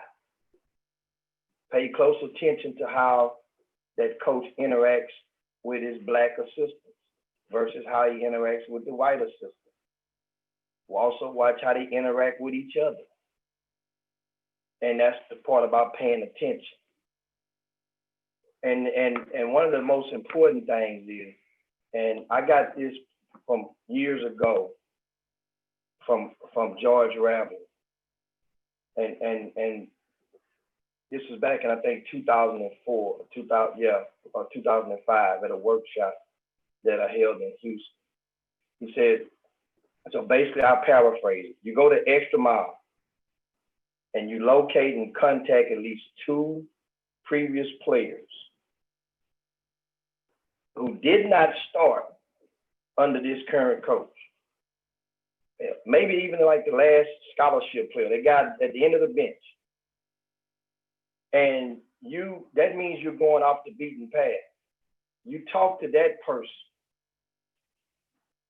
You ask questions about the coach and get intel about the coaching staff from that person. And if they still have great things to say about the coach, he may very well be a great person.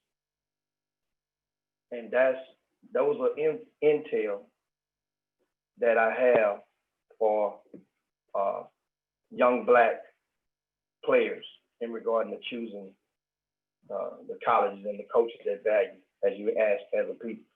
That'll get you, that won't solve it, but that will help so many people from getting TKO'd in this stuff, because many of the coaches are seasoned professionals. They are pros at what they do. Most parents and these kids, if they lucky as hell, they get to go through it one time in their life. And you're talking about a novice going against a professional. It ain't no comparison. And then so many parents and so many kids in today's society and culture, they beg you to lie to them. So it's almost like you damn feel like you got to. They want to be lied to. You know it, so you feel like you're giving them their fix. Yep. At it. But you don't have to be their dealer. You don't have to. That's all I got to say on that. No, that was big time. Big time. Great job by everyone on the paired conversation. Those are not easy.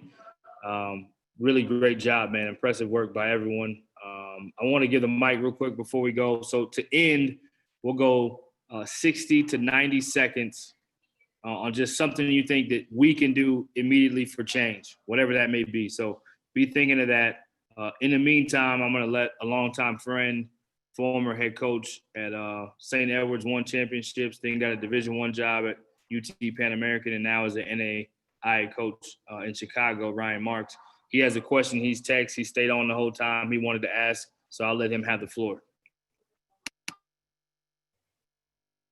Hey guys, I know it's late, so I'll ask this quickly, but I think it's an important question, and whoever guys want to answer, I think would be terrific. And it comes a little bit too from what Marlon was saying about the importance, particularly for white coaches, to reach out to their circles. And in a lot of cases for us, our circles are on our campus. We have ADs, professors, tutors who need to be educated.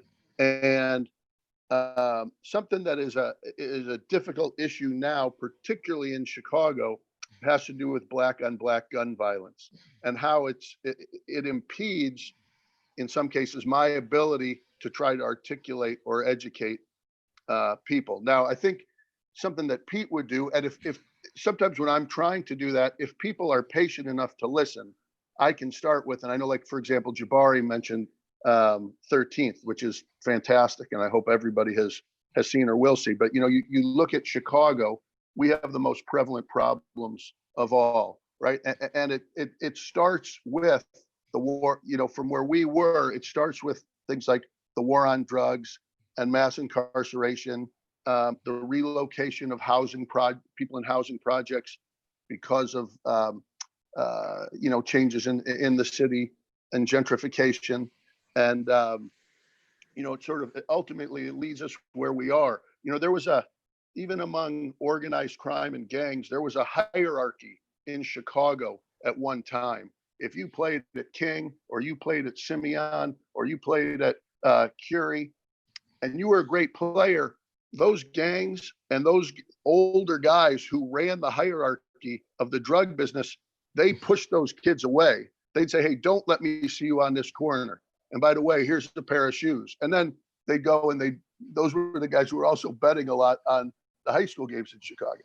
So nevertheless, we have all this stuff that's created a terrible violence problem among gangs. It's worse here than anywhere else. And so some people will listen to the history of that, but some people won't. So how do I, as a white coach, when people come back and say, Coach, I hear you about the Black Lives Matter, and I try to focus them specifically on police violence, how do I respond to them saying, yeah, but look at our Black community and what's going on and what they're doing to each other? Big time question. Big time question. Go ahead, Marlon. Yeah, I could try to take this talk on it. First of all, I'm from 83rd and Cottage Grove on the south side. So I get it. I don't think that when people come in and they look at Chicago, and one thing you said was about the housing projects, I kind of put it in a little conversation like this when I've talked about people, when they talk about black on black crime in Chicago, this and that. Say, listen, you take a group from the west side, you take a group from the south side, or matter of fact, and then what you do is you shrink all of their resources down. You shrink you take away their housing and communities, and you put them in a smaller circle when they used to be on two different sides of town. You put them in a smaller circle, blocks apart from each other. Well, one time they would never see each other, maybe once a year. So now they see each other once every other day. because they don't have the room to expand like they used to expand, because they're selling gentrification and everything else. So now when you have no resources, you have no jobs, you have no opportunities to provide for yourself and to provide for your family. And when you feel like there's no hope, the first thing you do, whether you're white, black, or any color, if you're going to hurt somebody, you hurt those that are closest to you right now. So that's what they do. They put everyone in these circles, and it's by design. It's by design, and they don't have any opportunity there. And when you struggle and you fight, it's the first thing you're going to do is you're going to harm those closest to you, because it's no way out. And for people that don't know, Ryan, I mean, you can correct me if I'm wrong, but if you haven't been to Chicago, Chicago's one of the most segregated cities in the country. And, it's getting better now, but they're moving people. Now they're moving people out. They've taken gentrification and moving them into the 60s, 61st, 62nd, 63rd. And now they're pushing the same group into a tighter circle. So if those people many of those guys and women have never left their neighborhoods. And it's crazy to think that, but that's just something to think about when they start talking about the crime rate. And it's one of the most political cities in the country. You start talking about crime and white collar crime, it's incredible. So that's one of the things I could start out with, and just comes to my mind off the top for what it is. But feel free, someone else or Ryan, to continue to elaborate. But I would love to jump in briefly. We'll go Pete, and then we'll go closing thoughts. So Ryan, when I get that question, the first thing I point out is that violent crime, broken down by race, for both white people and black people, it's intraracial between 80 and 90% of the time. And so my first question is, why aren't you worried about white on white crime? And then my second question is, because the context always is after a police officer murders an unarmed black person, then out comes every white racist in the world. What about black on black crime? They don't really care about that except for in that context. And I point that out as well. Well, were you worried about that on last Tuesday, or are you suddenly only worried about that now? So those are generally the two rebuttals I go with on that particular topic.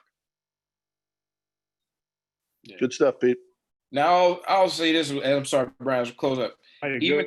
Even in Chicago, what I try to say, well, not even just Chicago, but it's like, look, kind of what Pete said. Listen, let's not start talking about this. Like, I'm a guy that gets upset when they sit back and say, well, Black Lives Matter. Well, what about black on black crime? You know what I say? You're damn right. You're right. I don't just want to talk about it when a police officer murders a black person, a black man. Why aren't black people talking about it amongst themselves on how we can continue to correct and fix this problem in our own neighborhoods? And why do we always need an outside source to come in and tell us how we should be dealing with each other?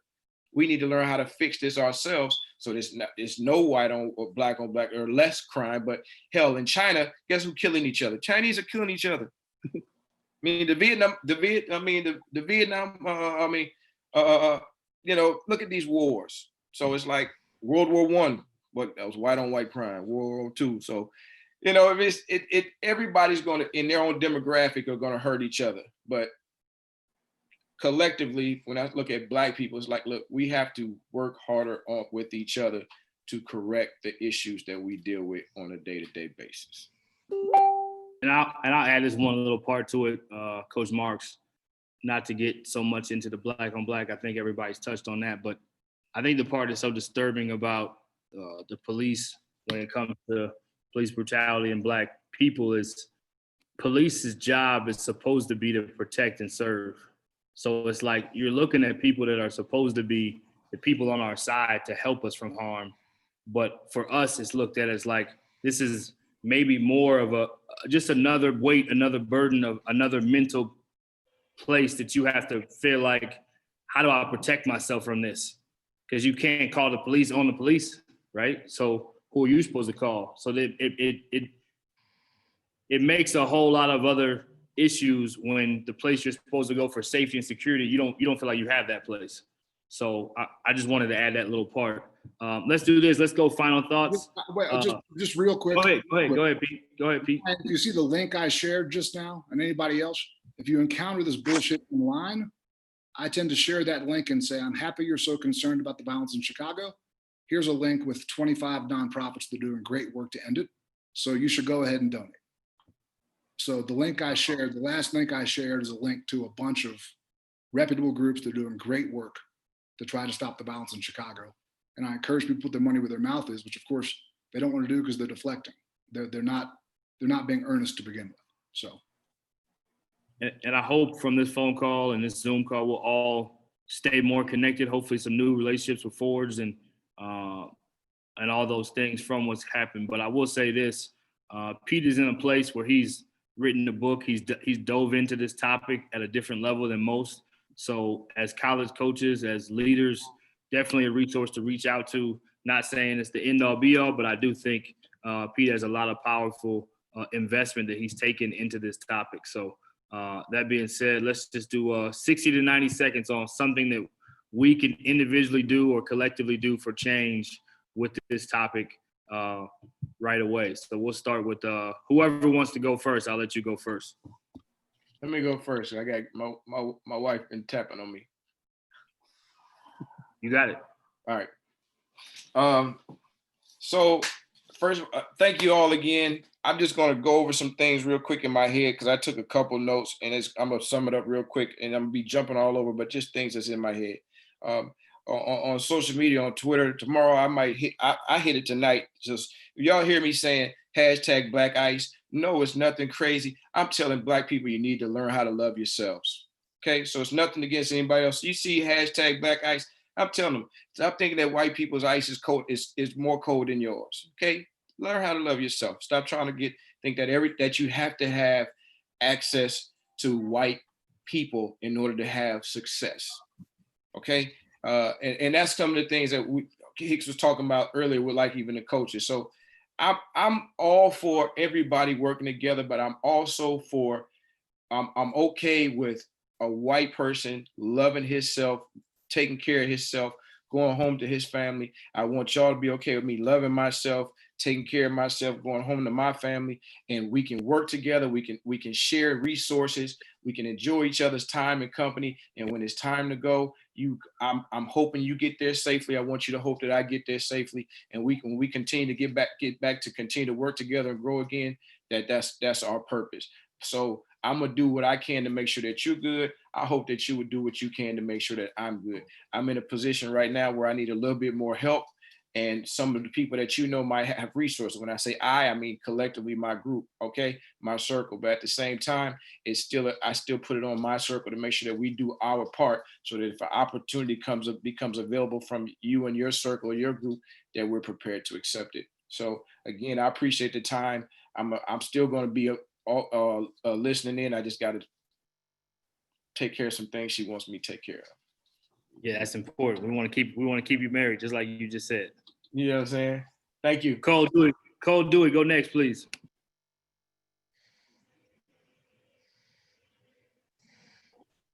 Real quick. I mean, I'll be short, man. I just continue to talk to our guys. You know, I almost commented when somebody asked a question earlier. Talk to them, not just sitting behind your desk in the office. You know, talk to them in a normal setting, because that can be, you know, somewhat. They feel a different way sometimes. You know, whenever you take them off campus, take them for a ride. Talk to them walking around campus. Talk to them sitting up in the stands watching some other guys work out. Because you'll be amazed at, you know, how much they'll open up when it's not just a setting where they're sitting behind a desk and they feel intimidated sometimes. Talk to them like a real person, get to know them, and just love them. Awesome, man. Awesome. Coach Stafford.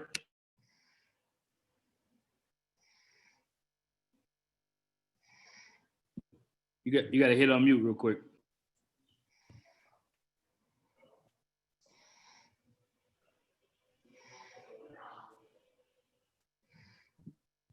Hello? Yep. Biggest thing for me, man, and Aaron kind of touched on it a little bit earlier. I'm a Christian, and I incorporate God in my faith and my walk with my players, and I try to encourage them to do the same thing, because at the end of the day, we're not going to be making changes overnight, but I just believe if you can completely believe in God and trust in God and what he's going to do, you can get your players in some kind of mindset like that. I think that can help them get through. Like, one of the things that I learned in my walk is a lot of times as we're going through things, we want to ask God to take us out of it or remove it. And what I've learned is you need to ask him to help you get through it, because actually he's putting you in that situation so that you can be able to help somebody else down the road. And so the thing that I want my players to see is see me going through things, or see me deal with things, deal with it appropriately so I can kind of help them. And the bottom line is, if you don't have any tests, you have no testimony. You have nothing that you can help other people out with. So I'm big on my faith. I'm big on trying to encourage my players to do the same thing. And hopefully that's encouraging to somebody else out there today. And hopefully that can be encouraging to your players as well. Awesome. Awesome. Love that. Hank, will you go next, please? Yep. Obviously, I've really enjoyed hearing everybody, and there's a lot to, I was thinking about kind of going into this. You think about what to say after hearing everybody, after having thinking about what everybody else has said, and I've really enjoyed it. Some stuff I've thought about, some stuff I haven't. I guess just a thought here moving forward, especially for a lot of us as junior college coaches, and even college coaches that haven't been with their guys for 4 or 5 months. I think the biggest thing is we do need to, consider what they've been through the last few months with everything. We need to, at our level, we have guys that I've hardly met before, hardly seen face to face. And I think that kind of these first 1, 2, 3 months, and a lot of us probably aren't going to be playing until January, or it's going to be a while. But I think if when players step onto campus this fall in a month or so, or whatever it is, I mean, if it's business as usual, here's what we're doing basketball-wise today, I think you're going to be in for a really long year. So I think all the stuff we're talking about is always relevant. I think it's never going to be any more relevant than right now, especially since there's so much unknown. And honestly, I'm one thing that you take from this, but also moving, just kind of been thinking about, is I can't wait to hear what our guys are thinking about everything. And that's going to really adjust what I think the next 4 months is like, and the conversations we have, and how we go about basketball, and how we go about life, and how we go, and how to, I think as Mr. Hicks says, make sure they can use basketball and they're not letting basketball use them. Big time, Hank. Aaron, will you go next? Yep. I think the most important, characteristic to have in these conversations is empathy. Empathy is not feeling for someone; it's feeling with someone. For a real world example, when we see George Floyd, face down on the pavement with a knee on his neck, and we simply call it, and believe it to be evil, terrible, and heinous, we still haven't reached the level of empathy. I think empathy comes when we really push ourselves, to not see George Floyd on the pavement, but our own sons or our own selves. And as white men, we must, we have to push ourselves to that. Our black friends don't have to. That's already what they see. And so I think that's very, very important to empathize in these conversations. Yeah, it's powerful, Coach. Really powerful. Wade, will you go next?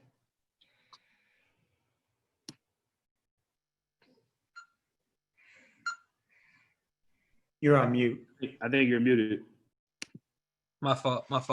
Yeah, I'm really just blessed to, come together with a lot of guys, you know what I mean, in the profession and everything that have kids' interests, in the future's interest at heart. I think that's really, really important. It's always good and always a learning tool for me just to hear everybody's perspective and things like that. And I think that, I hear it a lot, but as a coach and as a person and as really a teacher, which is what I am, as long as I can continue to learn and have these conversations and try to take what I'm feeling and making sure that understanding that through different lenses, people are feeling a different way and trying to come to that commonality and that understanding. I think that, I can help leave a place a little bit better than I found it. So I really, really appreciate just everything about what's been going on. Awesome. Thanks so much, Coach. Coach Crass, have you gone yet? No. I don't know. We've been here for a little while. I don't think there's anything that I can think of that we could do that hadn't been said. But I graduated high school at Little Rock Central in 2008. We were the 50th class from desegregation. And I remember sitting there and Obama came and Oprah and Chris Bosh was really big in that stuff. And they came and they spoke. And I remember thinking damn, it's only been 50 years since, y'all were allowed to go to school with us at all in the South. And, we got a long way to go, and everything that we're thinking of right now, we do. Hopefully we accomplish it, but then more shit's going to come up. And that's what I just hope we don't stop and we keep learning and we keep growing, because here in 15 years, there's going to be some new problems. And, us younger guys, we need to keep it and never settle and progress ain't the answer, like Pete shared earlier. But I think that's all I can really say is hopefully we continue to learn and then we do our best to implement all the things that we've said, but just keep going. Don't stop. Yep. Great job, Ted. Great job. Coach Parks? Yeah, I'm really thankful to be invited to talk with some of you guys and learn. There's a lot of things that I didn't even think about, like some of you guys have said. We've talked a lot about conversations and relationships. And for those that have had those conversations with teams, like you could ask a question and there could be crickets for however long.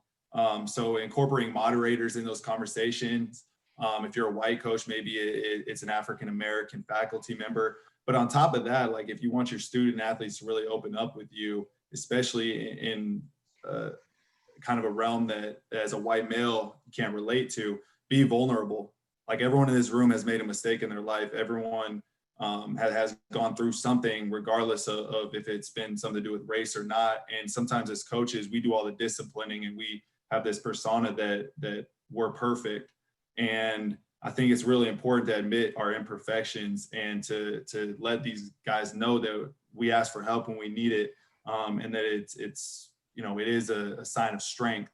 And so I think just being vulnerable puts you on the same page, and I like what Coach Dewey was saying in terms of having those conversations in other platforms and kind of being on a level. And I think that kind of goes hand in hand, is being vulnerable and opening up yourself will make it a lot easier for those student athletes to open up so you can better assist them. Yeah, big time, Tom. Thanks, man. Thanks a lot. Coach Youssef. Yeah, B, appreciate it, man. Sorry, guys, about the screen being off, man. I had to get in bed with the wifey too, so I'm still on. I'm working from the house. I think, man, for first of all, this is great. I think what has to happen is these conversations have to continue to happen amongst the mass that we have in our platforms. All of us have an opportunity to share a lot of things across multiple venues and I call them vessels because it could carry. I'm sharing a message right now that I just put in the group chat for everybody. I went to a Black boarding school, which is one of the only Black boarding schools still in existence in the U.S. We've been open since 1909, and it has a very, very rich culture, a very, very interesting story from the beginning to now. It saved my life. I'm a kid that comes from the systemic situation my dad was on, was a substance abuser, and it still is. So I can see how things can go either way. My mom was one of the people that, pulled her pants up and she made it good for all of us, myself and my three sisters. So I got both sides. I was able to see the wrong way and the right way. And part of my message comes from this school because she sent me to it. And it gave me also those same foundations and values and morals that you need, man, to succeed in life. And if everybody could just take a look at the school, man, just look up the Wikipedia. I sent the links. Just take whatever you can get, resources, people get the message out. If we can use this place, man, to bring about change, I think it starts at that level, at that grassroots, 8th grade through 12th grade. I think those are those formative years. You get them at 14 years old when they're starting to, make decisions of going with the gangs in Chicago or not down here in Mississippi. So if anybody, wants any more information, give me a call. I'll put my cell in there. I'm all over social media. I'll share my links and everything. So, Brian, I appreciate you, man. Thank you, guys. This was awesome. I'd love to do another one if we can, baby. Yeah, thanks, Youssef. Great stuff, man. You were awesome tonight. Coach E. I'm on mute. First of all, man, I'd like to thank you for being a part of this. Very informative. I think we got to keep on having informative, uncomfortable conversations to be able to understand each other and to be able to share that with our next generation to make sure that they keep on. We don't let this die. We keep on improving our lives and keep on improving those around us, and tell them how they can influence what's going on around here. I mean, I want to speak a little bit earlier about when we were talking about Chicago and the violence, but I just think about Dallas, and I look and I mean, you want to go to the liquor store, you got to go to South Dallas. Well, I mean, that's where all the Black people live at. I mean, that's where it's a liquor store on every corner in West Dallas, South Dallas. I mean, you don't see that in Highland Park. But I'm not going to speak too much on that. But that's just some of the things I think that we educate them to vote, and get the right people in office where they take some of that stuff away from us. Where those are tempting things for us to do bad things, and let's educate them to vote and make changes, man. Make changes. We got to continue to do this and don't let it die. That's it. I appreciate y'all letting me be a part. Yep, great job, man.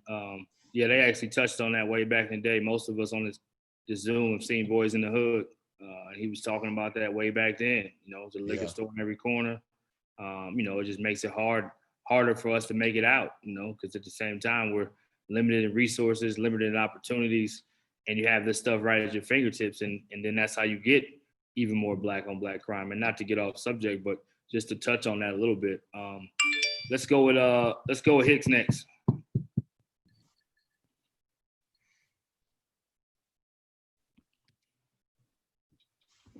All right, let's go Goble. Oh, there he is. Okay, my fault. Yeah, there we go. Quickly, I think as we leave, a lot of the white coaches, it was good dialogue, and that's the thing. And I remember one of the things that Pete said that stuck is for white people to listen to Black people and talk to white people. And I'm encouraging or attempting to encourage or challenge most of the white coaches to find some of your Black allies, guys that you may deem friends, and get to dialogue with them, but not it has to be in an effort to actually find out something about that person that you did not know. Find out and understand. There's so much about each other that we don't understand and we just take for granted. And for example, white people, you guys may not understand why Black folk put so much bass in our music, when we're in our cars. Little bitty stuff like that, y'all just might just not understand. Instead of just a discount, man, they playing that racket. You ask us why the hell we put so much bass in our music. Ask us why we love shiny things, which you don't make it right, but just you could understand from some folks if you ask why we like shiny things. Ask us why do we hate it? Why does it appear that we Black folk hate each other so much? But you can ask your allies that question. You can't dare walk up to the stranger on the street. No, your ally. This is a time when you can have that conversation with them. Hell, little bitty things like why we like hot sauce on our food. You guys, white people, may not understand that, and you think you know it, or you're gonna put hot sauce. Watch, but you don't understand why. And you guys are not asking enough why to understand. Hell, why we don't like giving back? Ask us, then you'll understand why we don't like giving back. Hell, some Black folk need to ask that amongst each other. Why we like eating or why we do or don't eat the end of the bread. Look at this stuff like that. Ask. That's all I'm in challenging and trying to encourage everybody to do. Take it, let's ask, and let's now try to understand. Once you understand, now you can be able to have that conversation with that white person as a white person and make him halfway understand. Not gonna change his mind, but at least he'll understand. Say, why we don't eat the ends of the bread? God damn. Oh man! Yeah. All right, let's go. Let's go, Brandon. Then we'll go Pete. Then I'll step in. Then we'll end with Adam. We were talking. I think, mate, forget whose question it was. We were talking about percentage of coaches. Might have been Hank's. And I encourage everybody to take this time, especially this fall. We talk about wanting to get Black coaches into coaching and head jobs and assistant jobs, and all those things lead to each other and stuff. Make a list of 3 or 4 names of Black coaches that you have a relationship with, that you work with, that you know them as people rather than just coaches as well. And take some time this fall to reach out to head coaches and just introduce them and just say, hey, coach, somebody else that that is a friend of yours or you have a really strong relationship with. Hey, coach, I want to introduce you to 4 people that I don't think you know these 4 people. I want to introduce you. I want you to get to know them, ask questions if I can help you with anything, because the next time you got a job open, you're going to want to hire one of these guys. And because a lot of coaches say, well, I didn't hire so-and-so because I just didn't know them.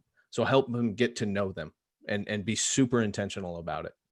I think that's an opportunity that we typically miss out on because we get so caught up in our lives, and some of us have more free time now than we've had in the past. So let's take advantage of that and get those names out to people that are going to be doing the hiring, so that the I don't know them isn't a thing anymore. So in 2019, 9 unarmed Black people were murdered by the police. That's down from over 100 in 2015. And so what you hear a lot of times is that white races in particular want to selectively point out stats. There's only 9. Well, one, it's still 28% higher proportionally than the number of unarmed white people who got killed. But 2, Black Lives Matter and Colin Kaepernick caused a massive decrease in that number because they collectively forced the media to pay attention consistently rather than arbitrarily. And so it's important to point out that both BLM and CAP have been effective, because you hear that a lot from white people. Oh, what's their goal? They haven't been effective. They're alienating more people than they're attracting, and so on and so forth. And then the other thing is, something I hear a lot is that, like I said, 9 unarmed Black people got murdered by the cops in 2019. And so it's easy for a white person to say something that's actually statistically true, which is that more Black people died being struck by lightning than by the police when they were unarmed in 2019. And so white people therefore want to say this is isolated. I hear that all the time. This is isolated. You have to culturally connect the nonviolent, unconstitutional police harassment. And I've had conversations with hundreds of adult Black men, and I've encountered 3 in my life who have not, at a minimum, been unconstitutionally harassed by the police. That means they're walking down the street with a group of friends, minding their own business. Walking down the sidewalk, group of friends minding their own business. Cop rolls up, demands to see IDs. Suddenly people are sitting on the curb, zip tied, while the cop runs everybody's ID. Or they're in the wrong neighborhood, which basically means Black in a white neighborhood. Or they're in a smaller town, which is a majority white town. And they get pulled over just based on unjust race-based suspicion. And we have to connect the culture that permits the nonviolent, unconstitutional police harassment with the culture that permits the murders and the brutality. And once you connect these things culturally and view them collectively, which we must do because they're clearly connected, then the notion that these things are isolated become totally preposterous. I've done a lot of interviews with,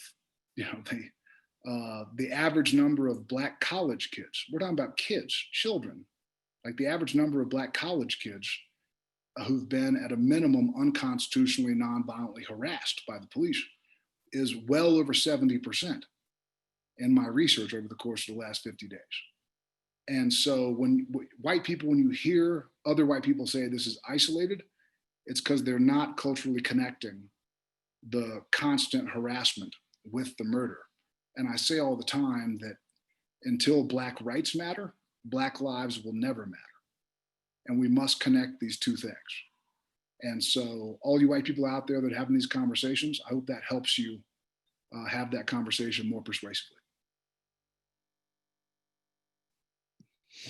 Yeah, that was awesome. This whole night's been awesome. Really appreciate everybody taking the time out, putting it in their schedule, opening up, being vulnerable, taking some risks to just step out there. It's not an easy platform to be on, to talk, but obviously all you guys really care about this topic. So really appreciate it from the bottom of my heart. I know Adam feels the same, and I know everybody got something from it. I wrote down a few notes. I'll be quick.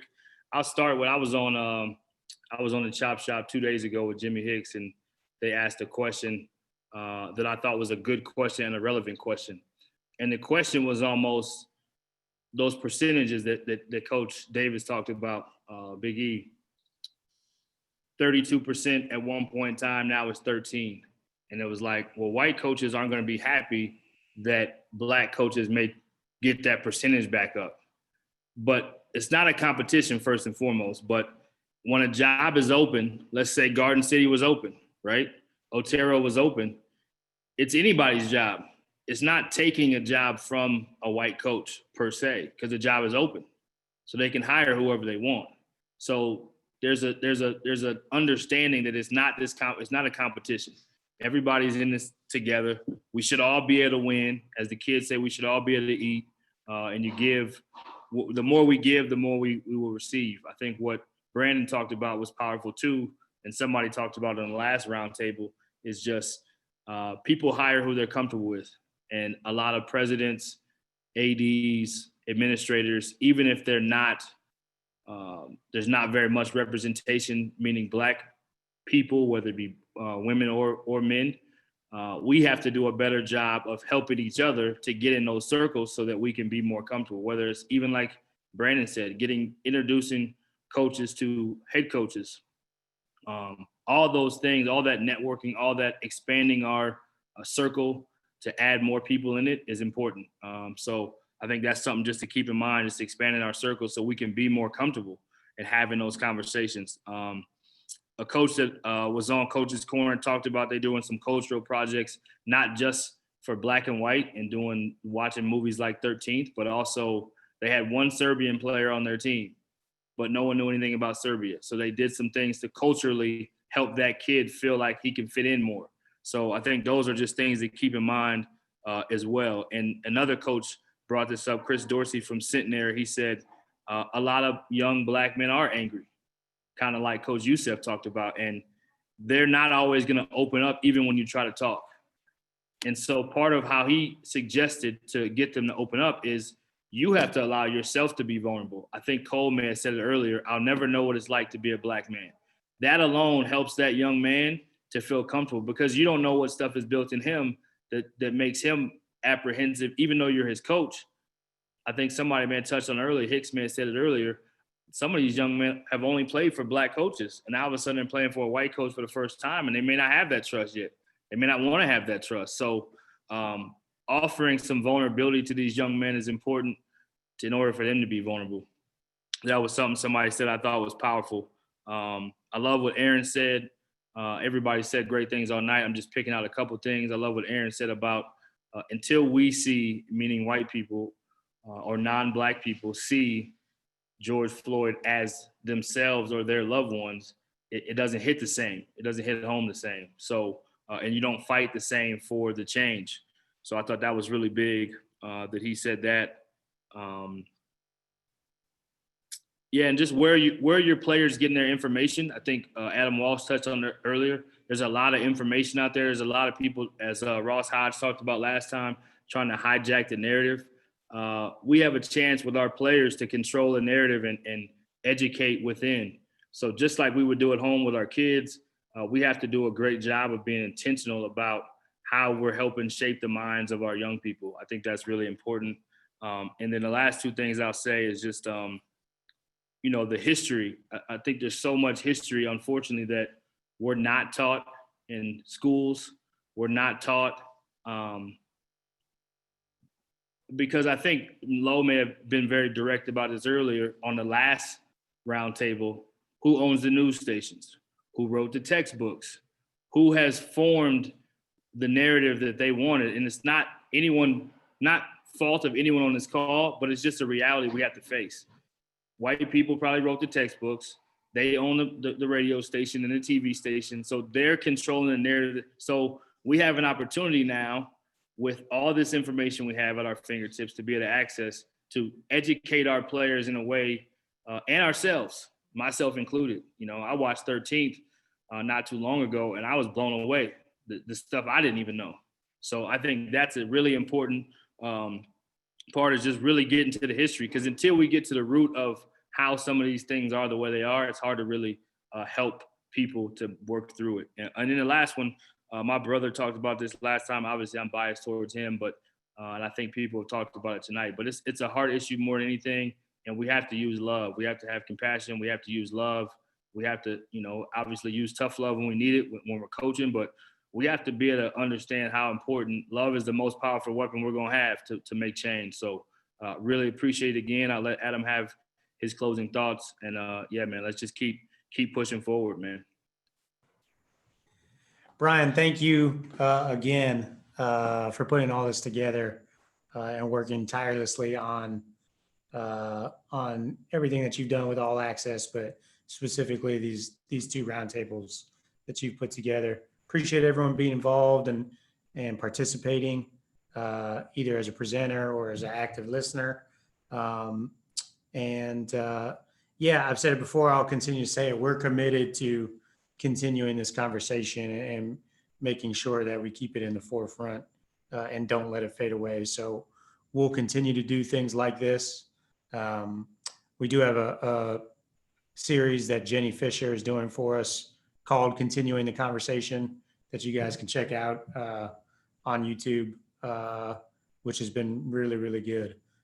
And then we have some other things coming down the pike shortly that I'll be excited to tell you guys about more at a later date, but some more actionable items that's coming soon that I'm very, very excited about. So again, thanks everyone for being here. I know it was a long evening, but it was an important one and an impactful one. So thanks everybody. Good. You just mentioned the word actionable items. That's what I was going to say too. Pull out some actionable items, make a list, see what's been accomplished, who can help with whatever to be accomplished. Put people in groups, whether white together, black together, put some groups together, kind of form some actionable items so that when y'all start having another meetings and things, you can see progress. So we can see some progress being made, and then everybody can probably touch the next person to see how we can continue to help mold it all together or something like that. But anyway, I'm just talking, but I appreciate that. Love y'all, man. Good job. Have a good night. I think that was great. Just like we are as coaches, we all want action items and tangible things, how we can see growth. I think that's powerful. So thanks again, everybody, for joining. Let's keep pushing the culture forward and keep applying pressure in a positive way to make change. Peace.